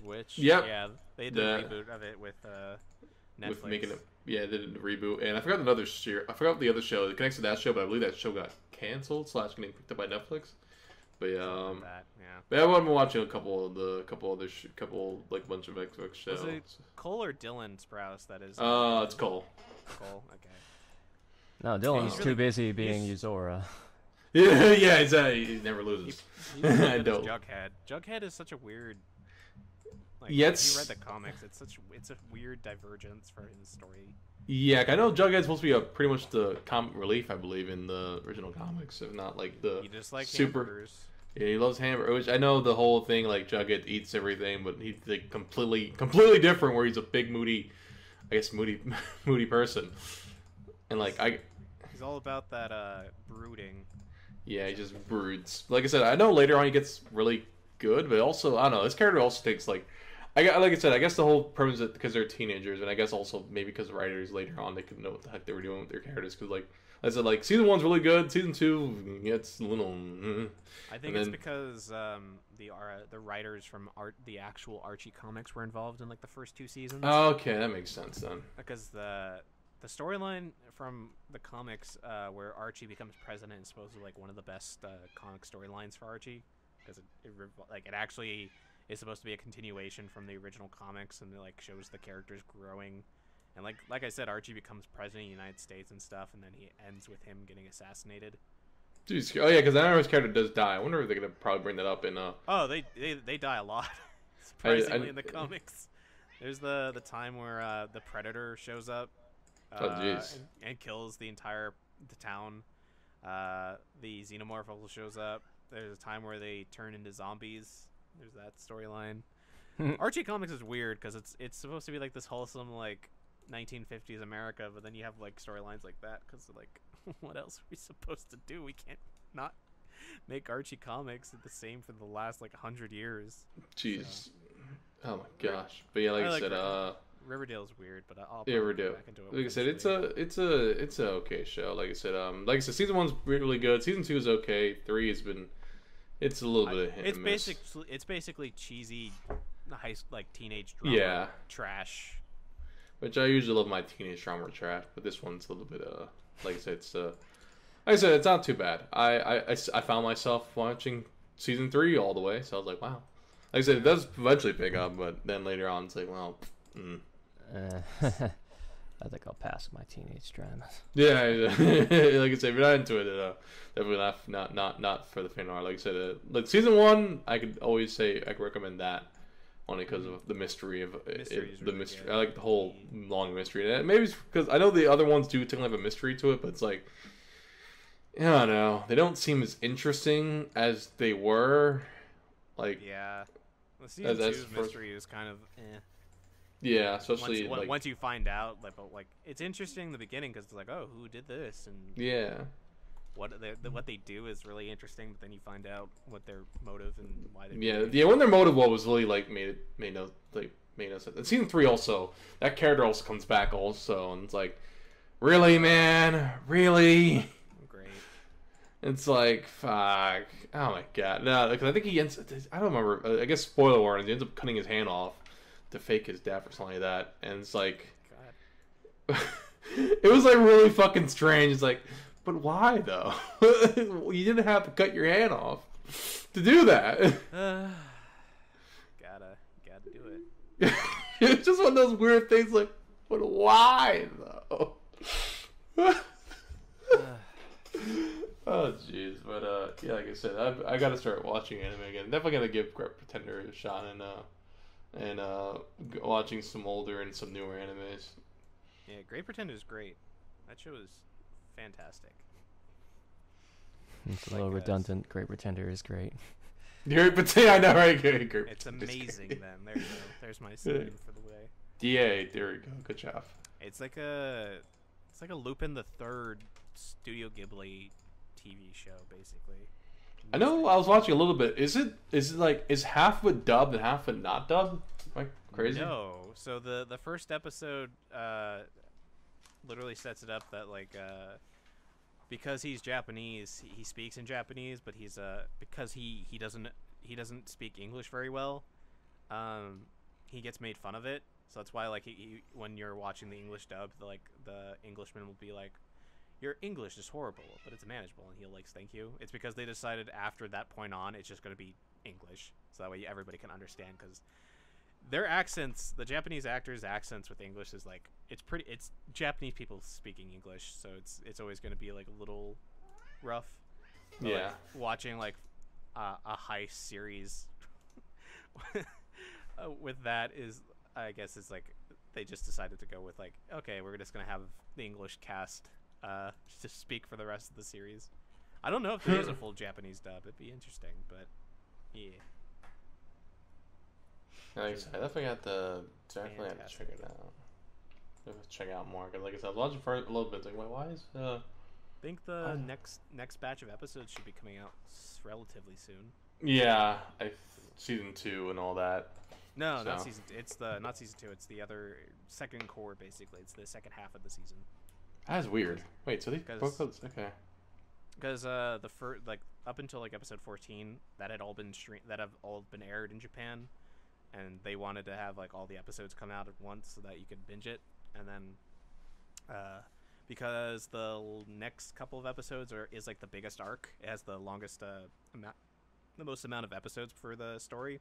They just decided to wait until the entire arc is done before they release it, and they have to dub it too, because it's not dubbed. It's not English dubbed yet, so that's probably why. Highly recommend that show. If you like mystery and heist stories, definitely watch it. Yeah. What about you, Charles? You been watching anything else besides what we brought up before? You've been playing video games and the couple anime I showed you.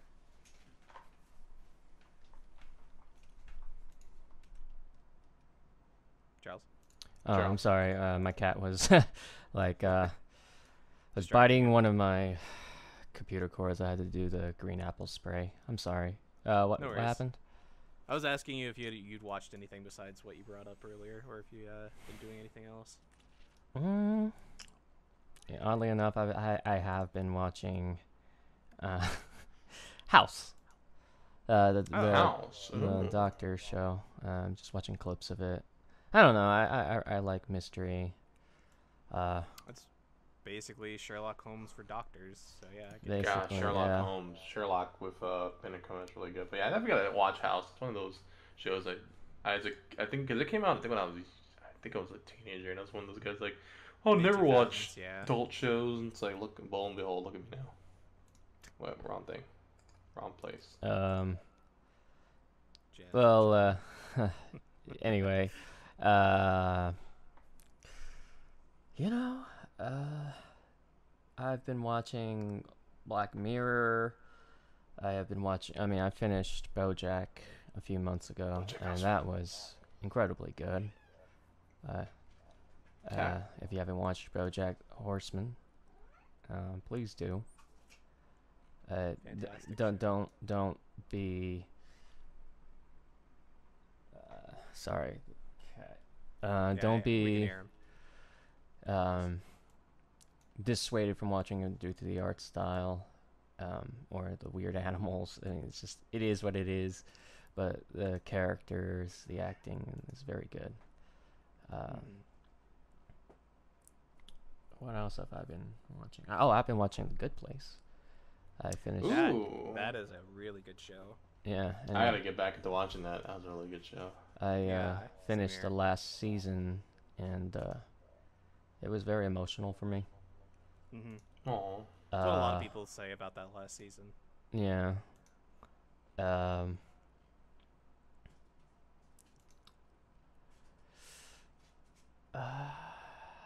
Yeah. It's just the most. I guess I kind of want to talk about Black Mirror for just a moment. Sure. So there's this episode in season 5. It's the first episode. The main character is played by Hawkeye in the Marvel movies. Don't know his name, but if you know, I think you know what you're talking about. if you know, not Hawkeye. I'm sorry, Falcon. Yeah, I Oh. know. I know who you're talking about also. Anthony Mackie, I believe his name. Yeah, is. yes, him. And like, they're playing this VR thing, and basically, I'm trying not to spoil too much, but it talks a lot about like, you know, how sexuality, especially when it comes to technology, is going to be treated in the, you know, when technologies change. For example, if you play like a female character, and now you're given like this deep dive VR technology to play a female character, so your man's in a woman's body. virtually, and let's say you make out with another dude, is that considered gay, or what's going on here? And the episode kind of, it was provocative, made me think a lot. Like I usually, when it comes to MMOs, in Final Fantasy 14, for example, great game, by the way, you should play Best it. game. Uh, Best game. Best Final Fantasy story. mhm. Can't change my mind. I usually play like with a female avatar. Uh, I play a female Ori at the moment. Shane, I know you play a female like Human. Human I'm boring. yeah. I have a male Mikote. Yep. That's John. The most generic freaking character to make. And already, just for people who don't play 14, is the dragon people, right? Yeah, the dragon people.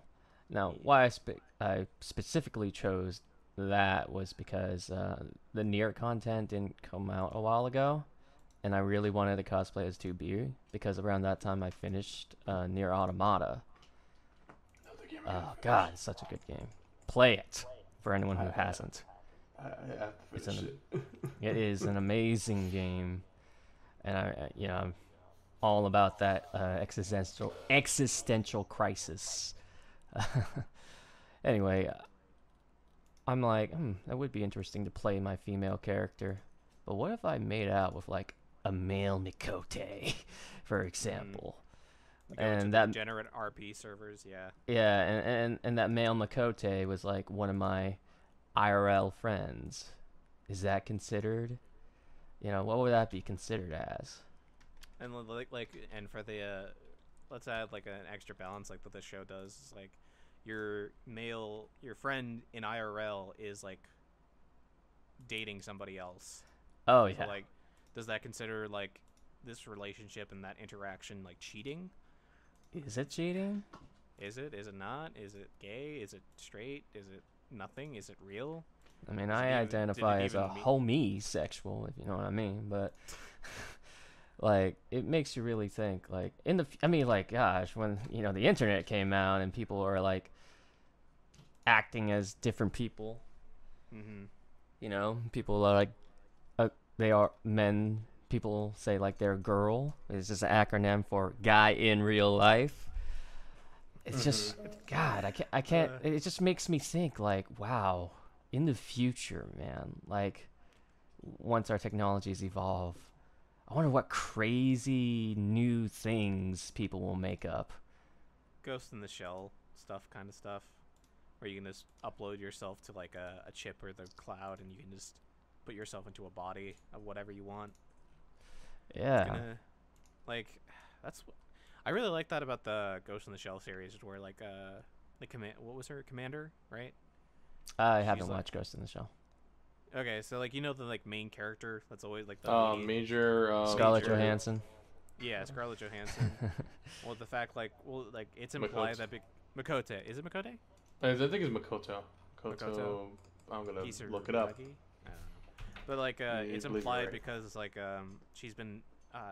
she has her brain uploaded into the cloud, and her body's been destroyed so many times that while she does choose to appear feminine, it's possible that because of how many transfers and how many body dives she's changed, that she doesn't really have a gender anymore, and she's gender fluid now. And like the concept is like, once you lose your physical flesh body, like, does the personality that makes up you still fit into like the rigidity of like male or female, or does it become something more evolved based on like what type of body you choose? Like if you're just a data in a machine body, like if you're a male but you're in a female body, are you still technically masculine? Are you still feminine based on your physical appearance? Like That's such a weird thing because like I mean, like, let's just say like right now I'm transferring data to on one hard drive to another. How can you put a gender on that data? Because yeah, right. you turn into, I guess, in that universe, and correct me if I'm wrong, like people put themselves into the cloud servers now, and they're basically data, right? Yeah, they're that's what the Ghost in the Shell is basically, because once you've uploaded yourself into the cloud or a chip or whatever you have, the Ghost is basically whatever the data of the personality continues to exist in that, and when you get put into a body, you are the Ghost in the shell. Get it? That's yeah. But yeah, it also deals with like technological repercussions of that sort of technology, and like whether thought crimes exist. Because if you have a personality that's uploaded to the cloud, if that personality has the ability to is like a proficient hacker and is able to hack other people that have access to the cloud, so say like there's like 20 different bodies, and is able to override the personalities to do its bidding, is that still technically a single person that's committing crime, or are all the people that were overwritten complicit now? Even though it's their body that is overwritten, it's fascinating to be put in. It really is. It redefines what it is to be Human. I wouldn't even say human, maybe alive. Yeah, both. Maybe it is pretty. I don't know. I don't know if humanity will last long enough to. Hopefully, it will last long enough to even ask themselves that type of questions. But if it does, I wonder what kind of society we'd be. Yeah. Would it be a better society, or would it just be as bad, if not worse? Would people still abuse the systems that are in place, or would they follow the rules? It's interesting. Yeah. All right. Do we have anything else that we want to talk about for our weeks or anything before we get into the news? Not that I can think of. No, I think it's been a pretty interesting week for all of us. Yeah, I mean, I just stayed home and streamed and watched TV, so nothing really happened much besides. Hey, that, so. You play AC and I watched, and you also, by the way, Shane was able to get a good amount of subscribed people. Forgot to mention that, by the way. Yeah, you almost got to affiliate. You're not affiliate yet, right? You're almost to affiliate. I just need a concurrent of 3 people watching on average for the next 30 days, basically. And then I will hit that affiliate, and I'll start making money. But yeah, dude. Yeah, our friend Billy a couple nights ago, towards the end of my last stream, just bombarded me with like 47 people at the end of the stream. Really appreciate it. And I went back and watched his stream, and I heard him say like he just like thought of me as like an old fandoming friend when he was a bigger weeb. It's like, yeah, Billy's an awesome guy like that. Love him. Yeah, I remember when he shot me out whenever I check him out on stream. I know his hour's a little bit strange because I think I'm usually working during the time we stream, but I do check him out every once in a while. I really wish I say this about other people that we've mentioned to Charles before. It's like I really do wish Billy would interact with us more, but I get that he's busy, so I make sense. I don't know what he's doing, but I know he's streaming, and I'm not sure what other stuff he's doing. I know he's still trying to make music. Yeah, I just give him the benefit of the doubt, you know. Yeah, like, he might be busy, and I get it, and like I've been busy in the past too, so. Yeah, I hope he's doing well. Hopefully he's doing well. He's a good guy. Good guy, Bill. Yeah. He's really sweet, and again, I really appreciate what he did for me for that stream. I might talk to him about doing maybe.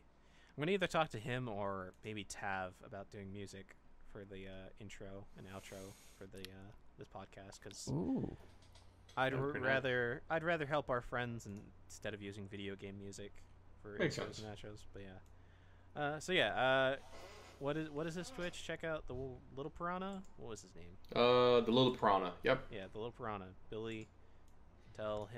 Tell him that Shane, Charles, and John sent you if you check it out. He's a good person, lovely, sweet man. Good dude. Yes, he is. Yeah. Is he still playing All League, right. by the way? I believe he does. It's not as much as he did before, I think. Yeah. Last I remember, I think, seeing him. Because I know he usually streams VR chat, usually streams himself singing, and every once in a while streams, like, scary games. Oh yeah, he's I'll just be also like, a handsome anime boy. I know, right? Handsome anime boy. Oh, man, Yeah. so handsome. Or by shonen anime boy. Yeah. Uh, One day we'll all become the Bushonen anime boy. I'm trying to. Or girl. I don't know. Some of those female models with the. Oh no! pretty- Have look you pretty seen my nice. photos though? Oh, my God, I gotta see those now. Oh, man. Oh, boy. you want What to did you- see the spiciness? Oh, boy, That- that- after that- this that- podcast, we're gonna have to look at these photos. That is crossplay, Charles.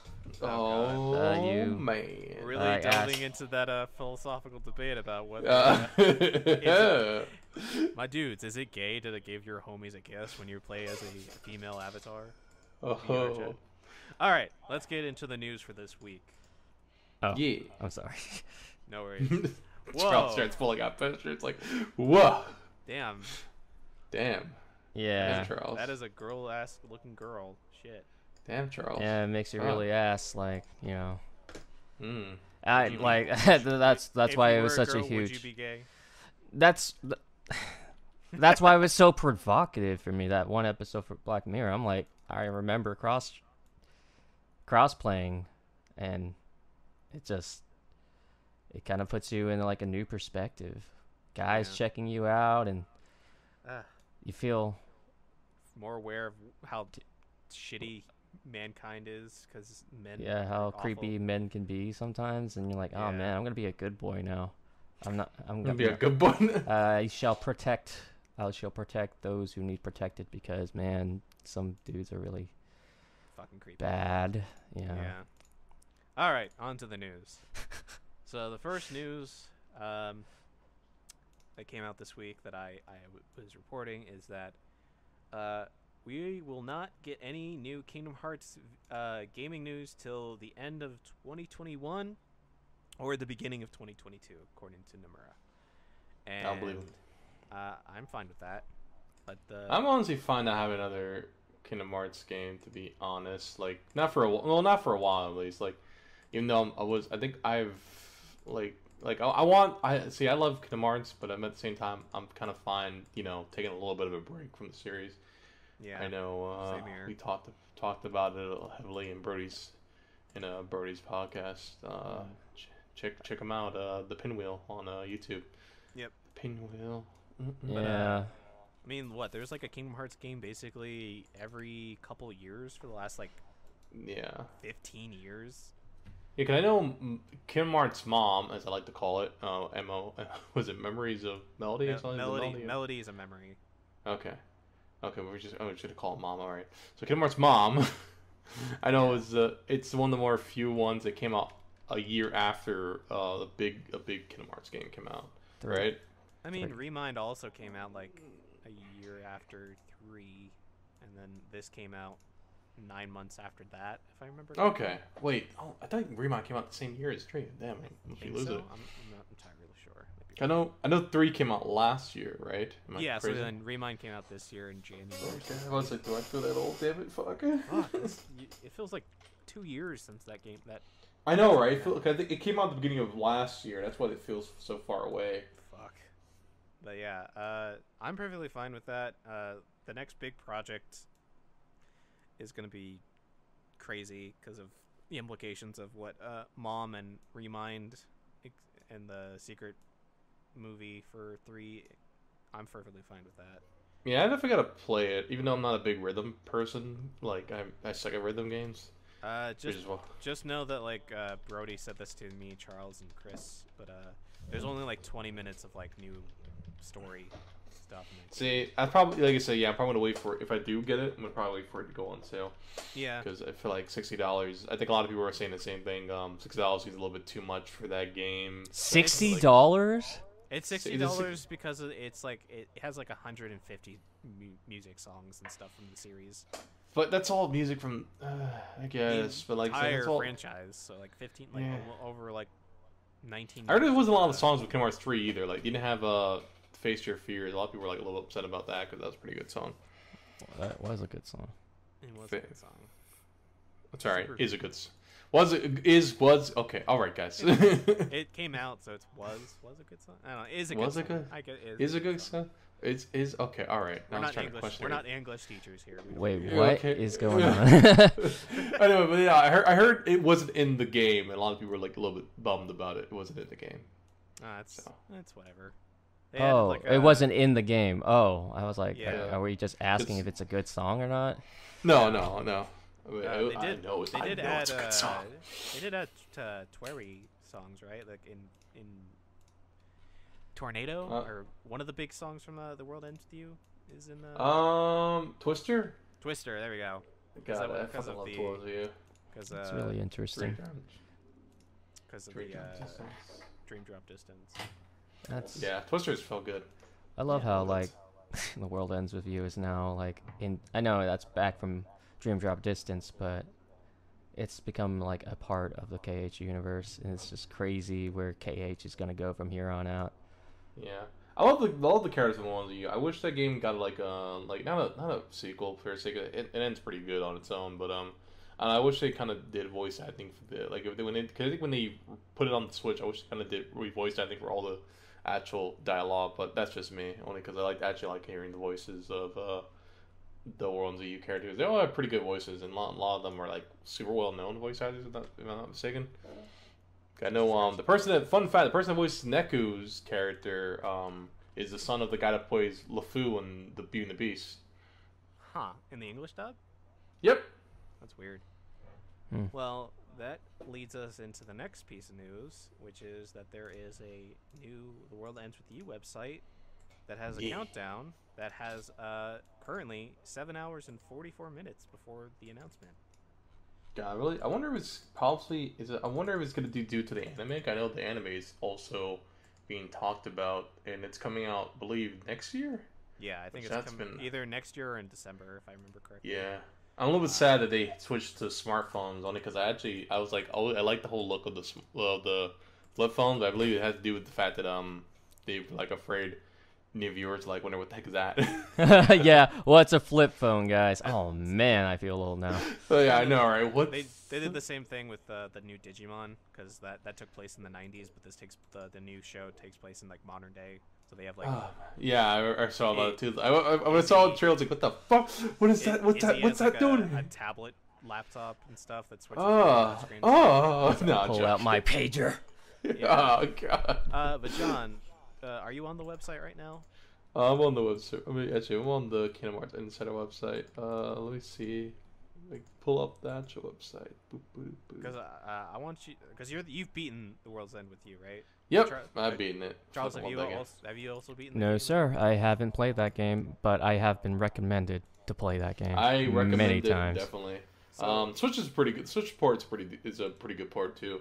If I you're heard ever that the Yeah. controls really bad on Switch, but Yeah, the control's a little bit bad, but the game's still so good though. so yeah, John, is the phone with the symbol and the purple paint and the background and the hand anything that you recognize at all? I honestly don't. I could only imagine because the way the hand could be, it could either be Neku's hand, but at the same time, I know his. I think that every time he holds a phone, I think it's his wristband will be showing on that hand.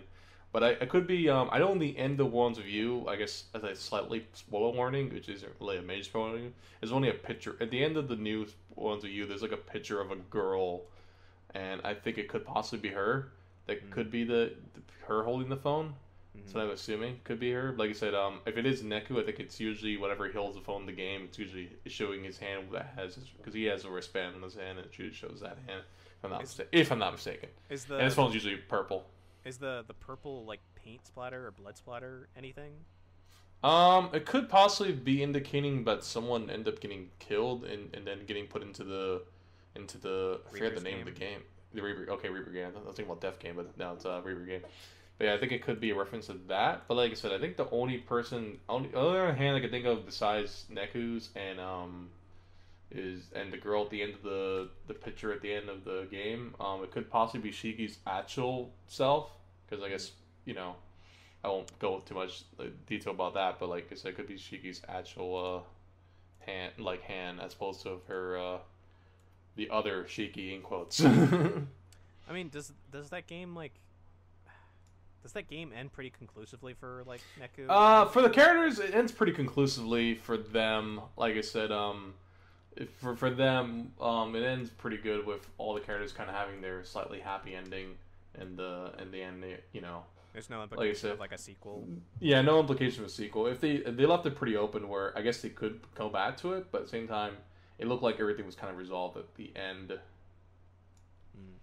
Which, like I said, if I do another World Ends You, I would hopefully they make new characters, or like I said, make an actual. They would have to make a really good reason why these characters are starting, or they would have to either go backwards, which is a possibility. I think it's hinted in the first like chapter that the River Games has happened before. Oh, yeah, I was gonna say, like, is it in the game? Does it imply that the Reapers? This is not the first Reapers game. Yeah, because Shiki I think brings up that the Reaper game is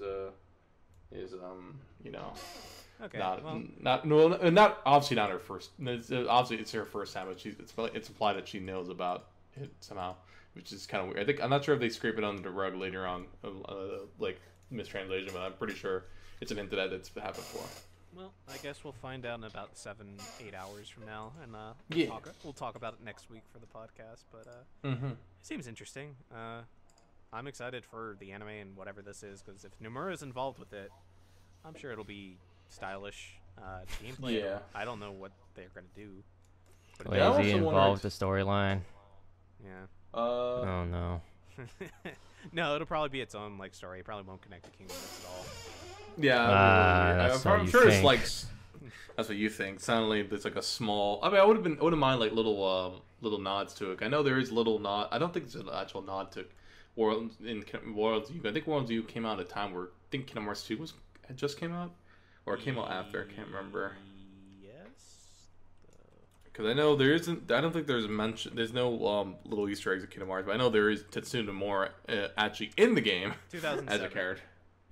Originally came out. So that came out 2 years. Yeah, after. so 2 years after. So I wouldn't be surprised there is a small. I think there probably is some small nod. I can't remember, but I know Tetsuya Nomura has his own character. It'll probably be like a logo or something like. So you'll see Sora maybe in Shibuya, like in the background, like a. Yeah, that'd be kind of neat. The little Easter egg. Yeah. Yeah. You see someone in the background just making like a heart sign with their hands. Just chilling. Yeah. All right, so this isn't really news. It's just kind of something I saw that was kind of funny. Did you guys ever watch Rugrats back in the day? Yes. So it's been 27 years since the chocolate pudding episode of Rugrats, the most relatable to this like nowadays episode of Stu making different flavors of chocolate pudding for Angelica. Oh no, yes, the meme like, episode. And he's lost all control of his life. I just thought that was kind of cute and funny. No, that episode was well written. Because it's so relatable. Do you guys know? Okay, so do you guys know Doctor Who? Yeah, from the BBC series, right? Yeah. So did you guys know that Rugrats is basically children's Doctor Who for the original concept? Huh. What? Yeah. So the way to explain this is basically the creators of Rugrats, big Doctor Who fans. And because of that, when they got to create Rugrats, they basically put a lot of Doctor Who references and basically concept into this show early on, like season 1 stuff. So, like, do you remember the episode where the babies went to a toy store?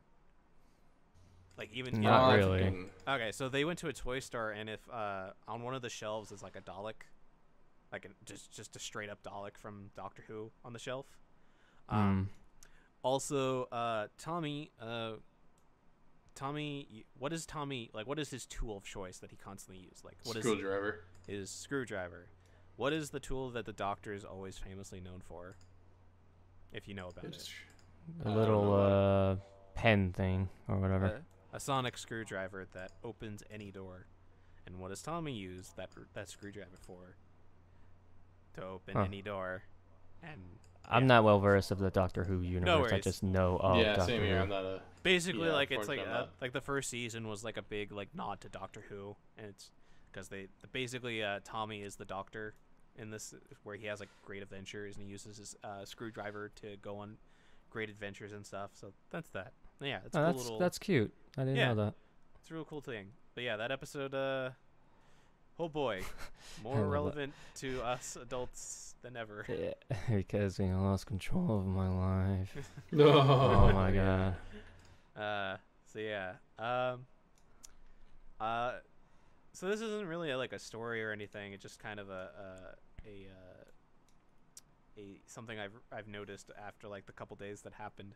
But Unus Annus ended last Friday, and I saw a lot of people who just like were aware of it because it started trending. A lot of the hashtags they started on that 12-hour live stream were trending on #1, and like people were like really confused, and also they seem to just have missed out on it.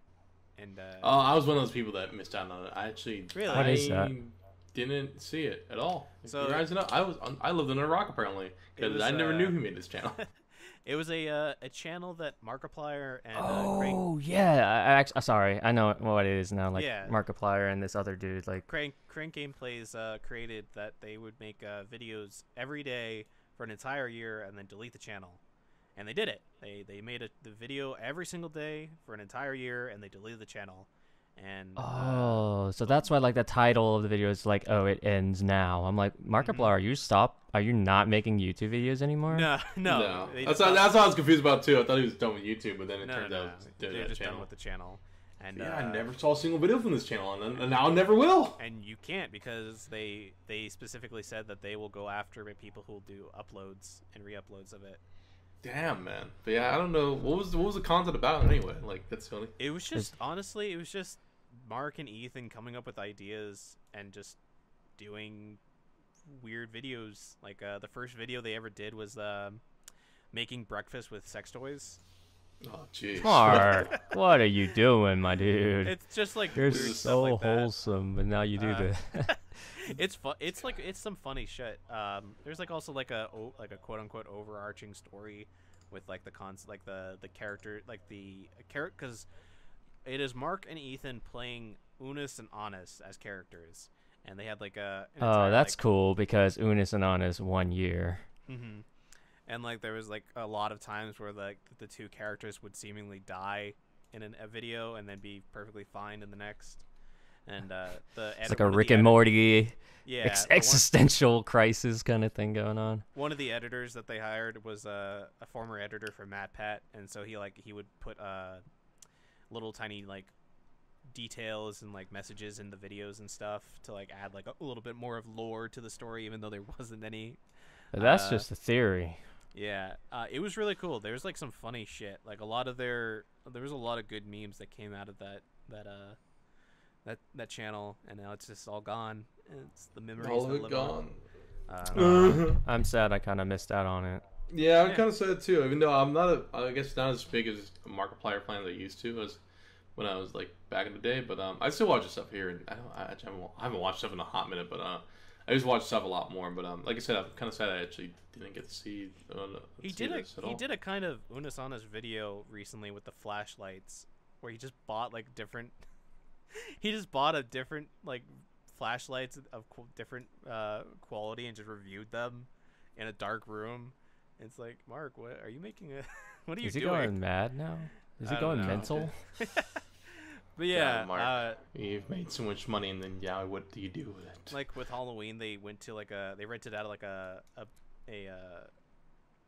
house that's being renovated and stuff, and they made like a bunch of videos about it. Like they did like a Phasmophobia in IRL and stuff. It was really cool. Yeah, just kind of it's really interesting to see like how people missed out on this, and how like this experience of waking up every day and watching this channel will probably never ever happen again. And yeah, it's just really cool that I was a part of that, and sorry you guys weren't able to watch it now, but That's It's okay. okay. Christ. yeah. I'm glad you were able to experience that experience. And I watched the entire 12-hour live stream of the final 12 hours, and it's just, it's crazy. Like, it was great. But yeah, so that was just a nice, interesting observation I made throughout the week. So the SSS Gridman will be premiering on Toonami in January, and the Uzumaki anime is coming out sometime next year after being delayed. SSS Gridman is made by Studio Trigger, and even if you've never watched Gridman, the Sentai series at all, it is a really, really good anime about Thighs.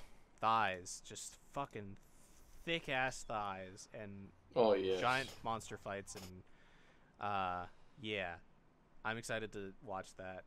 Maybe catch it on Crunchyroll or whatever, whenever it's on. I watched it on the Funimation site. Yeah, because that show was really good. It was a really good Studio Trigger anime. Uzumaki, they did delay it earlier this year. I think they said it was going to come out next year. But it's glad that we heard confirmation that, yeah, again, it is coming out next year. I'm still worried about that anime because there's still like news and rumors about like how they're changing some of the story, and it's not like an actual complete adaptation of the Junji shorts. Ito. Yeah, Junji Ito stories. Like, they're gonna apparently some characters aren't going to die, and they're gonna be brought. The endings aren't going to. So, a little worried about that. But at least the adaptation seems to be like a actual adaptation of just the manga pages. So that's kind of cool. But yeah, definitely check those out once those come out. And Yeah, definitely gotta catch up a lot of anime. yes, we should do. I would be down to watch Gridman again because it's a really good mystery.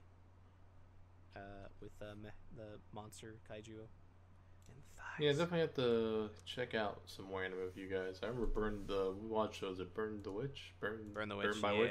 Yes. Yeah, I want that. I want so much more of that anime. Fuck, man. Oh, I love the character design so much. I love it so much. Oh man, That I'm one- sad. Tite Kubo, man, he makes good shit. He makes good character Well, design. Makes well, good character design. Very Very aware of fashion. And, all right. Yeah, like it's Yeah. Phasmophobia. Phasmophobia has a prison level in development. And I would play more Phasmophobia, you guys. I've played a couple times with other people, but I actually haven't played with you guys. I think too much. fuck this level. This level is going to be fucking terrifying. I There's already also- hate the asylum. Yeah. There's also he's going to possibly put adding more ghosts into the larger maps too. Oh boy, So there's like two ghosts and probably is two it- ghosts, probably with the high school, the asylum, and with the That's prison. interesting. They're gonna need to like work out like who starts the hunt or whatever because it's gonna be 24/7 hunts. Oh yeah, like there's gonna be a lot more refinement on this, but I'm glad this one developer who is doing all this is he's doing well. That Yeah, hopefully he gets more people on his team. I know it's been like I said. I'm sure once he gets more, I'm sure he would do a lot more stuff. But again, I'm not sure if he wants to just do it solely by himself. he hasn't said anything about getting a team in any of the updates, so I'm assuming he's just gonna do it himself.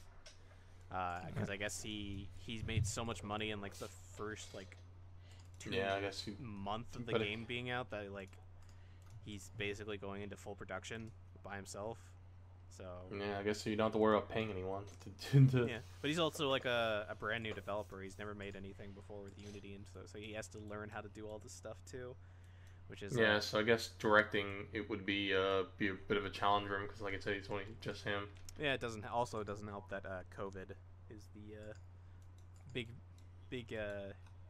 makes it hard for development because if he's developing it by himself, he doesn't have to worry about people coming in and if he does do it with a team, he has to do it all through remotely, which is kind Difficult. of difficult. But yeah, Yeah. I'm excited. Hopefully for this. more levels. Yeah, besides prison. He says that he wants to do a mansion level.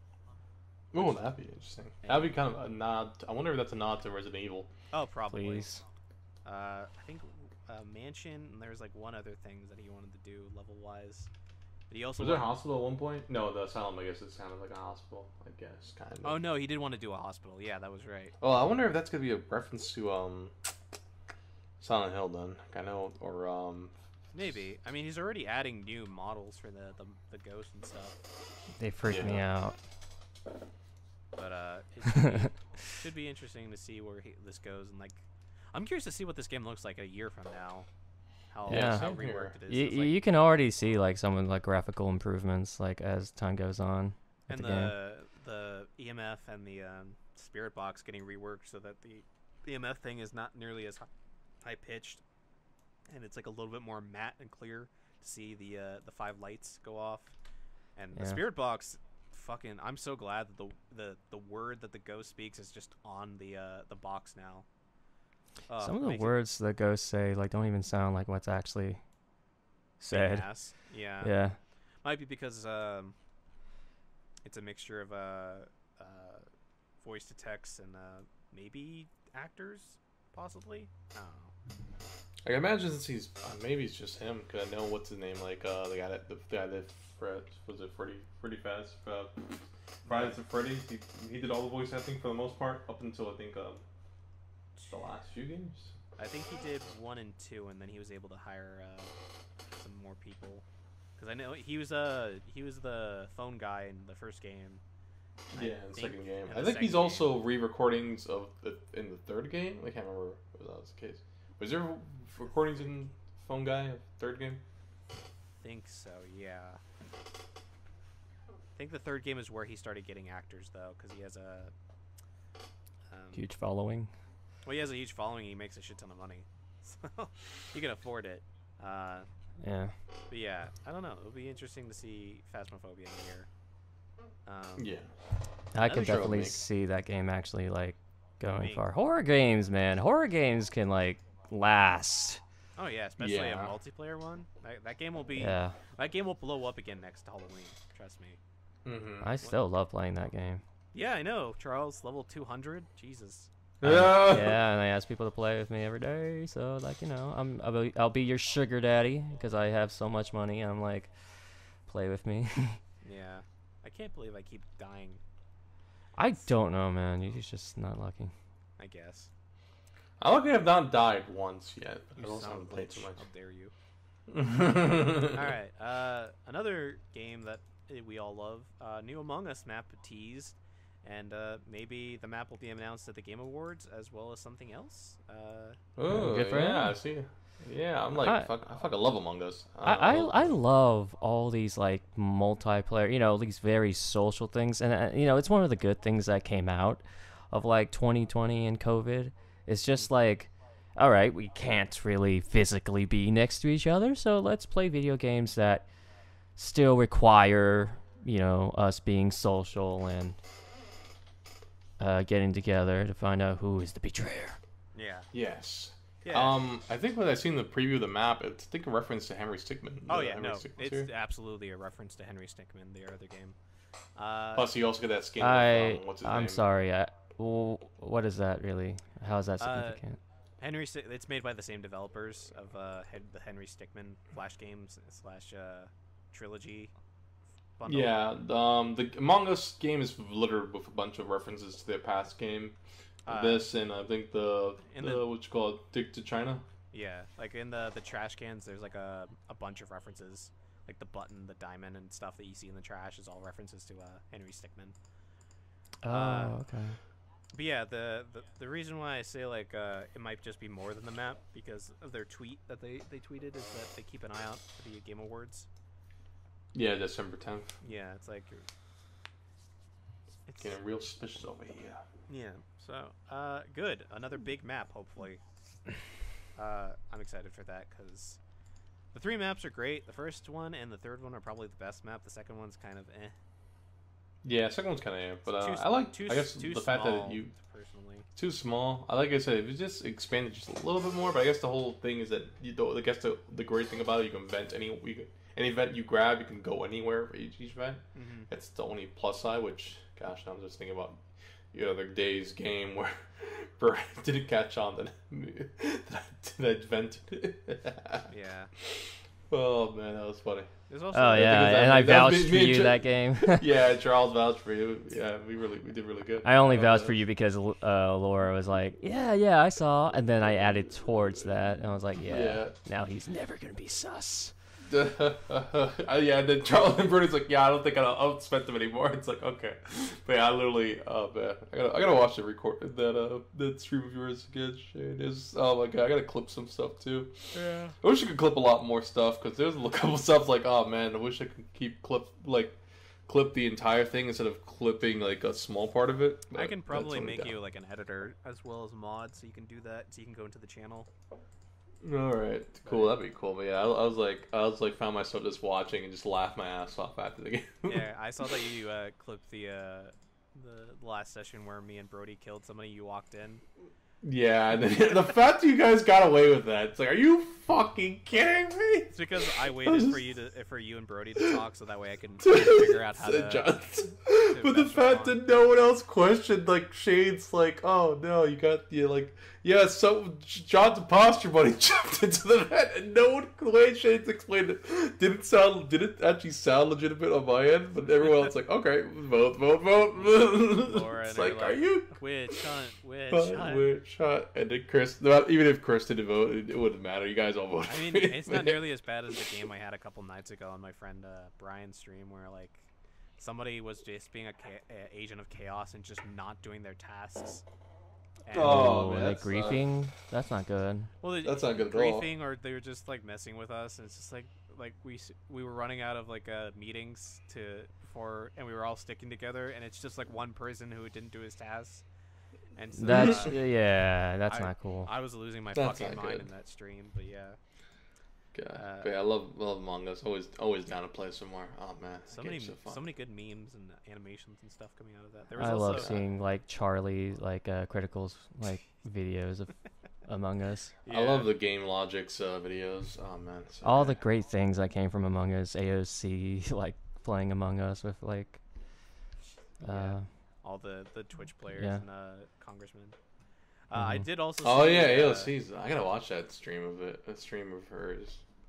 There was also a guy I just saw recently who uploaded a free VR model, like anime. Oh model yes, for just saw Among Us. that right now. You can change the colors and stuff, so that's pretty cool. A lot of That's awesome pretty people neat. doing. yeah. Yeah, so I'm hoping we get more than just a map announcement at from Among Us. Maybe I wonder if he would give us new colors too. I would like the. You know, I Yes. think he's pretty much used every color. And I mean, I think he's. I mean, there's a different- couple more you different can use. but I'm different sure. shades of the colors that we Yeah. have already. Yeah, that would be nice. More That'd be maybe pretty more cool. outfits, because it definitely implies that there's definitely going to be more outfits that they're adding to the game. So that'd be cool. I love how they just like straight up like, we're not making a sequel anymore. We're just adding towards the normal Among Us. Yeah. Yeah. That's I wonder good. I wonder what their next thing would have been like if they were gonna like. I'm sure eventually. Actually, I don't know. We're practically living that right now anyway. Yeah. I bet. Because like you said, Charles, they could probably just that's like Phasmophobia. They could just pretty much add a bunch of stuff on it, and like that game could pretty much sell so much. Yeah, but that Especially since that game's takes away 2015. development, like money, like that they can be using. They can constantly be getting towards a second project that may or may Yeah, I not guess do- you're right. may or not. Yeah, no, do this game well is- enough. So Because this game came out back in 2015, right? Like it's a pretty old game. 2018, but it's a game that's like running on really old code. So That's I why- guess Yeah, they can that always probably explains the network bullcrap. Yeah. yeah. Which I know they fixed it nowadays, so it's not as bad as it was before. It's also like I haven't had any 4 people on the team that made this game and the other games. Yeah. So like it's this, like Phasmophobia is That's- one dude. This is like 4 people, and they're trying their best to do Yeah. like the minimum. Like I said, hopefully the next project, like I say, either they do Among Us 2 or something like, I don't know. I guess either do something completely different, which would be pretty cool. Which like I said, I haven't played too much Emery Sigmund games, but I've only seen some stuff, but it's pretty funny. I'm just wondering, like, post-COVID and all that. I wonder if Among Us will still be like a lively Relevant. thing. Probably. I hope so. I really hope. I so. hope so. I mean, like I said, I'm always down to play it. I love if I being a can. sociopath. I love murdering people and getting double kills and getting brain. Throwing people under the bus there, John. Oh yeah, I love throwing people under. I feel so bad. You honestly make like, and you know, it's a good thing we're talking about this since I'm also like uploading a video about our Among Us games. John really does make the most entertaining games because you're such a wild card sometimes. Because like sometimes you're mad sus, and sometimes you just can't tell. Especially when like Chris was the imposter that one time, and I was like I said, oh yeah, that was a really good game with Chris. I can definitely say with our group that we've over the last couple of months we've definitely gotten better at the game in general. Yeah. So that even though we know each other's kind of like our strategies Tells. and tells and stuff, we still are able to like trick people. Yeah, and I love how like Brody's trying to switch it up, and he's like, every time Brody does something different, he's just immediately like suspicious. Everyone's like, "Yeah, you're probably trying out those new tactics. I see you." Did he turn out to be a good guy? He turns out to be the good guy. I feel so bad, Brody. Usually, it's whenever he is a good guy, I'm usually pretty quick to throw him under the bus too. No, like, because sometimes he plays it so well, and then he kills me. I'm like, what? Yeah, he deserves But the it. funny thing is, always he does deserve. He deserves Screw you. everything that comes I towards love you, him. Brody, but screw you, Brody. And that's why I kill him first.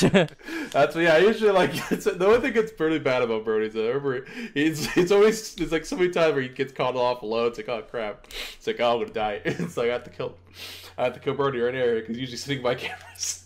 Yeah, he's going to like reason his way, and you're like, no, this is too big of a threat. You have to get rid of him now. You either get rid of him round 1 or round 2 because it's brain. He's his brain. It'll start bringing everyone else to the side. Like it's him. He's the imposter. Big brain moments. God, I'll never forget. I think that game when Brody started losing it. I think because I forgot who was. I don't remember if I was the imposter or someone else was the imposter, but it was Brody started talking like a crazy man. He started getting super paranoid in the game, and then he ended up getting voted out. Yeah, and I was like, guys, hold up. What he said actually made sense. But yeah, it made sense. I but he was totally get his frustration because there have been times I played games with like people outside of our group where like I would reason with them, tell them I would go back 1,000 steps on why so and so person or why I am not the imposter, and they're like, no, you're the imposter. I'm like, wait, what? And then I get kicked out, and I'm like, guys, you need to listen to reason. That's what happened to me last game when literally Shane and Brody. I literally walk in when Shane and Brody just finished killing fucking Yume and Will, and they're in the back. And literally as I walk in, I couldn't see Shane until later on. I realized Shane was backing up Brody heavily. It's like, oh, he has to be the other person because like.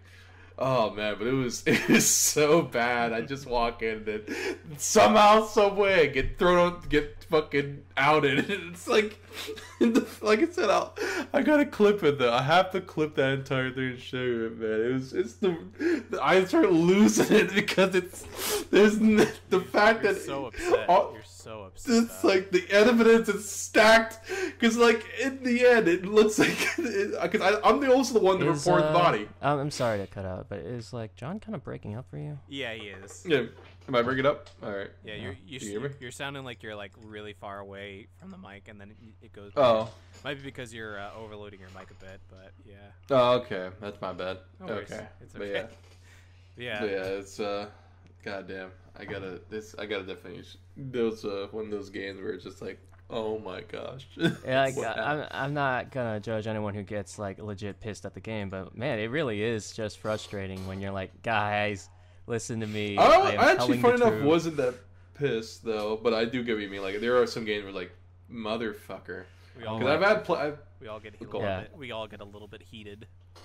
Yeah, and I won't judge anyone who gets a little bit heated because you know we all have our moments. I feel like we all calm enough to know that it's not like real heat. It's just because we're all friends with each other. The dogs are barking, the dogs are barking, and we Yeah. we just want to get at each other's throats. I get it. It's just a game. It's Yeah, not 'cause- real. We're not.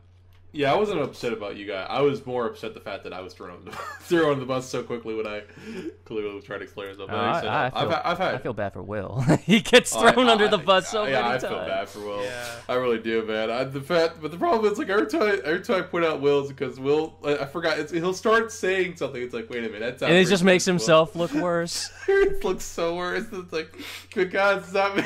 It turns out it isn't him. It's like, gosh darn it. And I think it was so many times, I think, when Shane was like the imposter, that like I would never suspect Shane because he wouldn't say much to like suspect him until later on. I notice when he's quiet. That's when I'm like, He starts saying quiet. It's like, wait a I minute. try to stay quiet just so I can pay attention to what everybody's saying, and then when That's what I'll do sometimes too. Because I'll do the same thing, and then it's like, John, you're not saying anything. You must be special. No, guys, just listening to what you guys are saying. I'm not really the imposter. No. unless this is beyond a reasonable doubt. Yeah. I'm suspicious of Shane when he doesn't say anything. That's why I'm starting to talk a little bit more so that I can get more involved with the conversation. Yeah. If I am the imposter, I try to just ask questions, because like that's one of the things is like to ask questions so that way you waste time and stuff. But also because that's exactly what I do. I'm just like, oh yeah, but where did you find that body? Who was there last time? You know, Yeah. I know. 'Cause I like, think you're it was one. the more engaged you are, even as an imposter, the less suspicious you sound, because like it sounds like you're actually wanting to find out who it is. Mm-hmm. God, I think there was one time. I think Shane found like 3 bodies, and he actually wasn't the imposter. Yeah, and you guys all were really suspicious about him. Like I know. Because, like I said, you literally found all 3 bodies. Does that seem a little bit weird? Like the first 2 were fine, but the third one's like, come on, Shane. But like You murdered that again, last guy. I explained in that game too. Is like I don't self-report ever. Because I think it just What, he tries a new tactic, huh? yeah. Did you but end then up self-reporting there's one time? There's that like this, accusation. It's like no, it's like that. That's too easy to like get like found out as to self-report, in my opinion. But then again, what if you're making it too easy so we can, we would overlook that? yeah, so it's always just mind games with tactics and stuff. Oh yeah, definitely. Speaking of Twitch, so if you get banned on Twitch, you can't mention your banned friends on Twitch anymore, like at all, because you might get in trouble. So I don't know who these streamers are, but a streamer named Buck got DMCA banned, and he's apparently spent years on the platform, and he was told that he won't be able to play with friends on their streams anymore. And the person that was tweeting it said like he can't even mention this person Buck on their streams, otherwise he would get in trouble. And That's so weird. it's really weird. Twitch needs to fix its shit on this, and a lot on the DMCA stuff for the music. They have the backing of Amazon and the money, and I just don't get it. I don't understand it. Yeah, because I know Twitch used to be like, when YouTube was going through, its thing.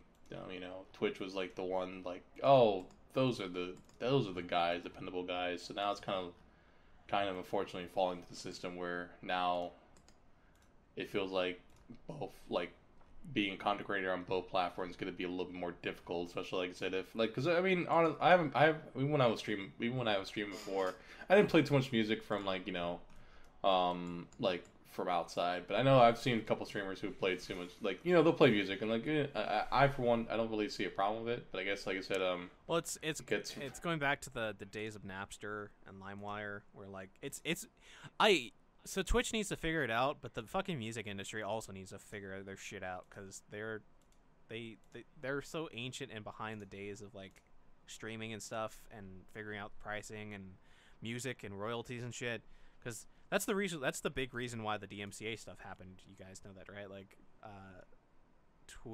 Twitch would get like maybe 4 DMCA claims a day, and then all of a sudden they got like 20,000 in one day. jeez. And it's because the music industry just started spamming like everything all of a sudden, and the music industry is so fucked anyway, because like they treat the artists like shit, and they don't pay. Like you can get like I know you probably guys don't pay attention to this, but like did you hear about like Taylor Swift Like what? Oh yeah, I heard about that. Where, like, No. So Taylor Swift tried to buy her entire back catalog and the masters of her music for the last like 10 years from her former agent. Masters And, of Music. Why does that sound like a video game boss? And she lost the lawsuit.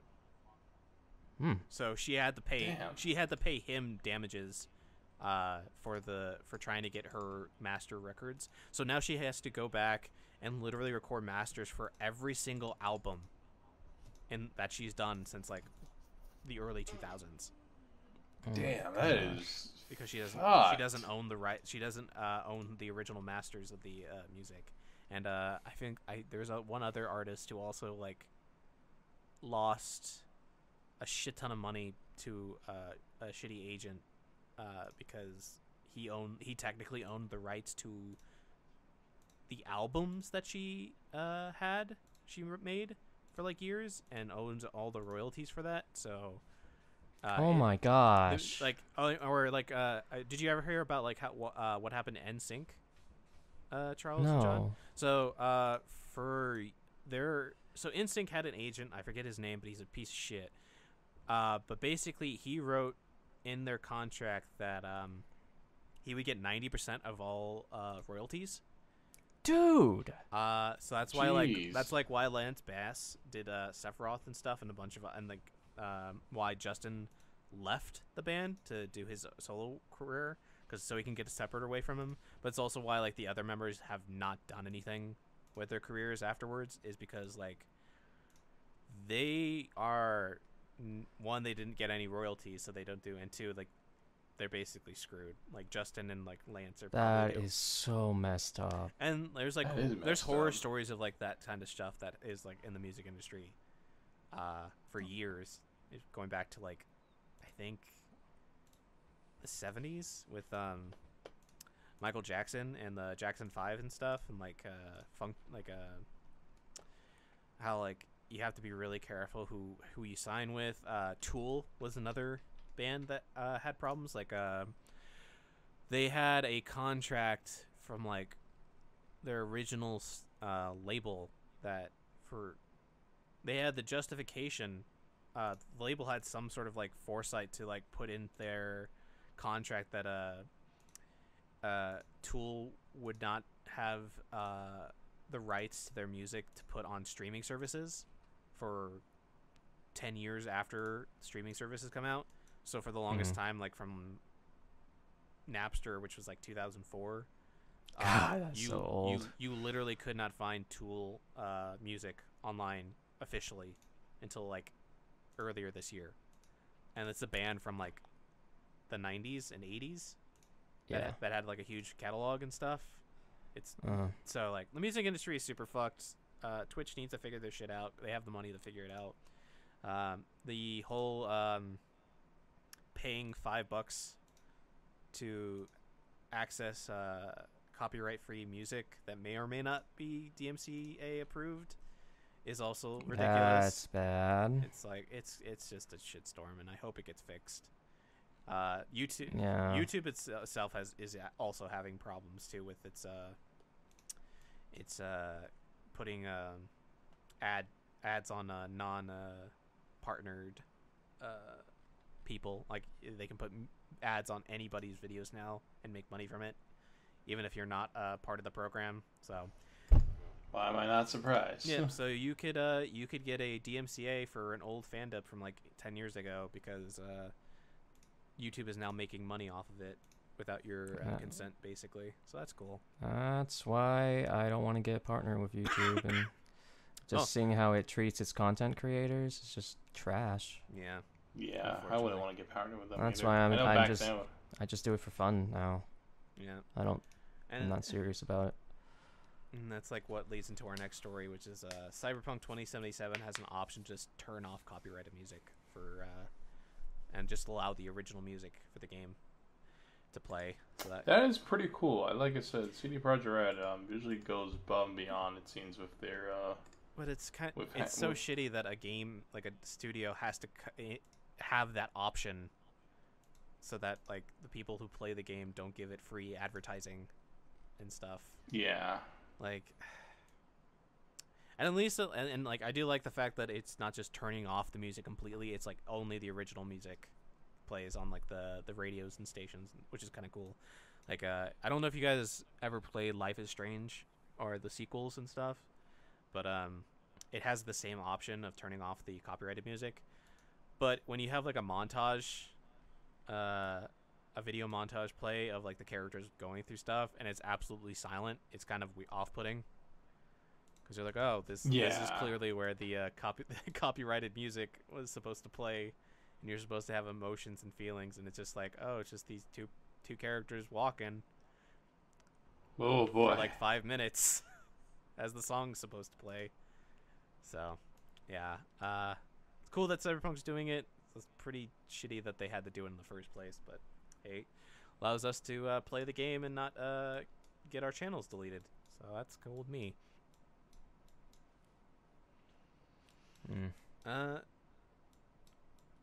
So there is apparently, let me open the link for it. The Haruhi Suzumiya anime website is teasing a new activity. Yeah, interesting. Let me just double check the news. The message on the website reads, "The case ain't fiction, it's non-fiction. Something will start on November 25th. And clicking on the text brings up an audio clip of the Japanese voice for Haruhi teasing the new activity. And then that there is a announcement of a special live from the fictional band Unus on November 28th at 4 p.m. Japanese time. And it's the same day that the new book is being released. The anime aired in 2006, and a sequel aired in 2009. So it's been 9 years since we've had an anime update, and there's a lot of stuff. Damn, 9 years? Fuck. Yeah. Where the hell have I been? I'm looking at the website right now. Yeah, it's click here for entrance. It's that would be exciting if we get a new anime adaptation from Kyoto, because that shit's good stuff. And Bang Zoom did the English dub for all of it, so that'd be cool too. And just RE was such a good show, and I'm really curious to see if they would do a sequel to it with all the new content, like the fact that Haruhi is not the original source of the god powers. She actually stole it from a different girl. I don't know if you guys knew about that or read the light novels or the Wikipedia pages about it. Yeah. So that's kind of cool. I hope something more than just like, oh, it's just the book announcement and whatnot. But some other cool news is that Deadpool 3 taps Bob's Burgers writers for the sequel. I don't know if either of you watch Bob's Burgers, but that is... I watched a couple of them. They're pretty good. What about you, Charles? Have you watched Bob's Burgers at all? I've seen clips. Yeah. That it's surprising because I thought Deadpool 3 was a lot farther in development than it was. But if they're looking for writers, that means it's probably going to be a couple more years. But the Molyneux sisters, that show is going on its 11th season. It's still pretty good. There's supposed to also be like a theatrical movie coming out for the Bob's Burgers too. So that's actually really exciting. I'm really looking forward to see how they deal with Deadpool in the MCU now, because it's confirmed that he's probably going to be in the MCU. And see how that works. I don't know. I don't have much to say about that. What do you guys think? I'm very excited. So am I. Can't wait to see him interact with Tom Holland, Spider-Man, or whoever. I guess because I'm not sure if he's still going to be Spider-Man by the time they do. Hopefully they do, because I actually like Spider-Man a lot. I mean, it'd be God, because of the Doctor Strange movie is going to bring the multiverse into the same universe. I'm assuming that's probably going to happen for Deadpool. I'm so happy and so excited, and also a little bit scared. Yeah, because the Doctor Strange movie is supposed to be like a horror movie too, but I'm just curious to see how Deadpool interacts with the MCU and has like a bigger budget so that he can actually like have more characters on screen than like 3 or 4. That should be fun. And for the last piece of news that I found, new Code Geass project announced on December 5th.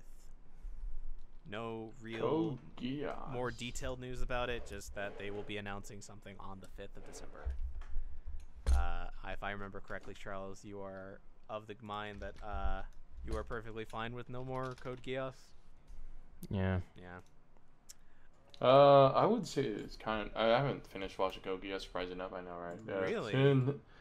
I watched. I've watched halfway through season 2, and I forgot what. I think I know what happened. Why I stopped, because I think this is around the time Toonami was like, showing the episodes, and then at one point in my life, my family had to lose cable, or something like that, and that's why I couldn't watch it.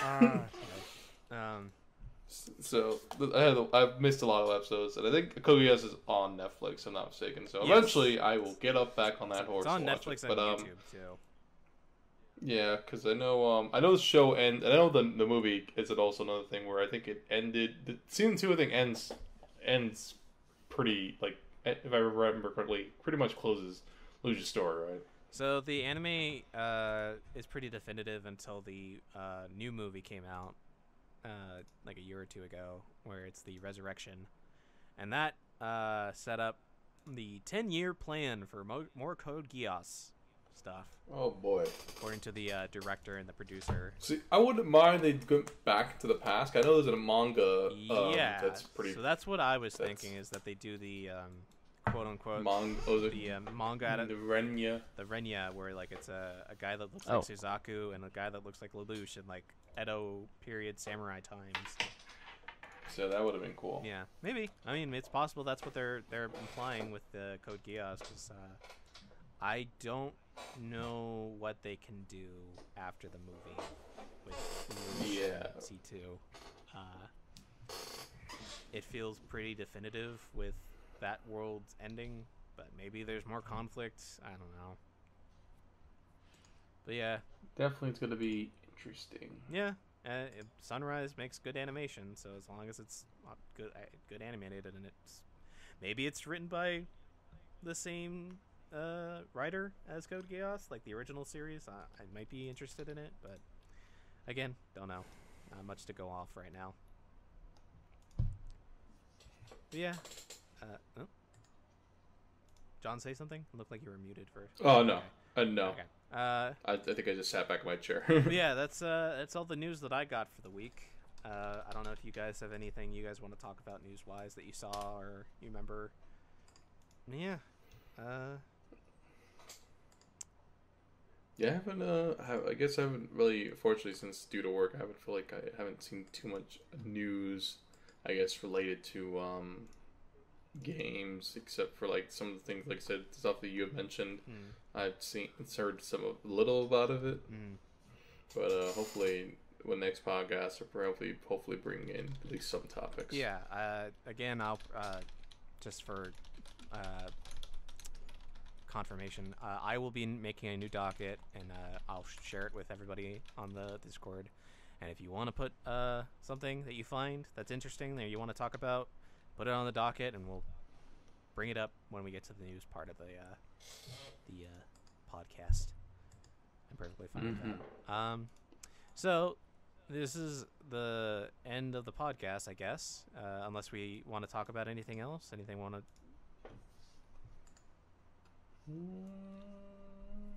I'm down with talking about anything else, but okay. If not, then I have nothing really else to bring to the table, at least for this so far right now. All right. So let's. I'm just gonna plug you guys. Charles, where can we find you at?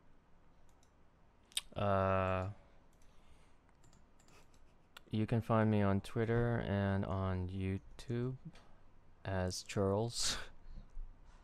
CHURLZ. Okay. And I upload stuff here and there. I pretty much upload whenever I feel comfortable and in a good place. Okay. John? You can find me on Twitter as Ventarius or John Victorious, which and now when I'm start streaming, you can just find me as twitch.tv/Ventarius, Sweet. which is VENTARIOUS. All right. And you can find me at Shane_Elterman on Twitter, and Silent Trinity, capital S, capital second T for Trinity, on Twitch. I will have everybody's links in the description of the video or wherever I'm putting this. And yeah, that's the podcast. The plan is down the line to maybe have some emails to read and respond to questions from viewers and listeners like you. But thank you so much. If you decided to watch, listen, have us in the background, I hope you stay safe. I hope you have a wonderful rest of your week, and we will see you next time. Bye, guys. Bye-bye. See yous.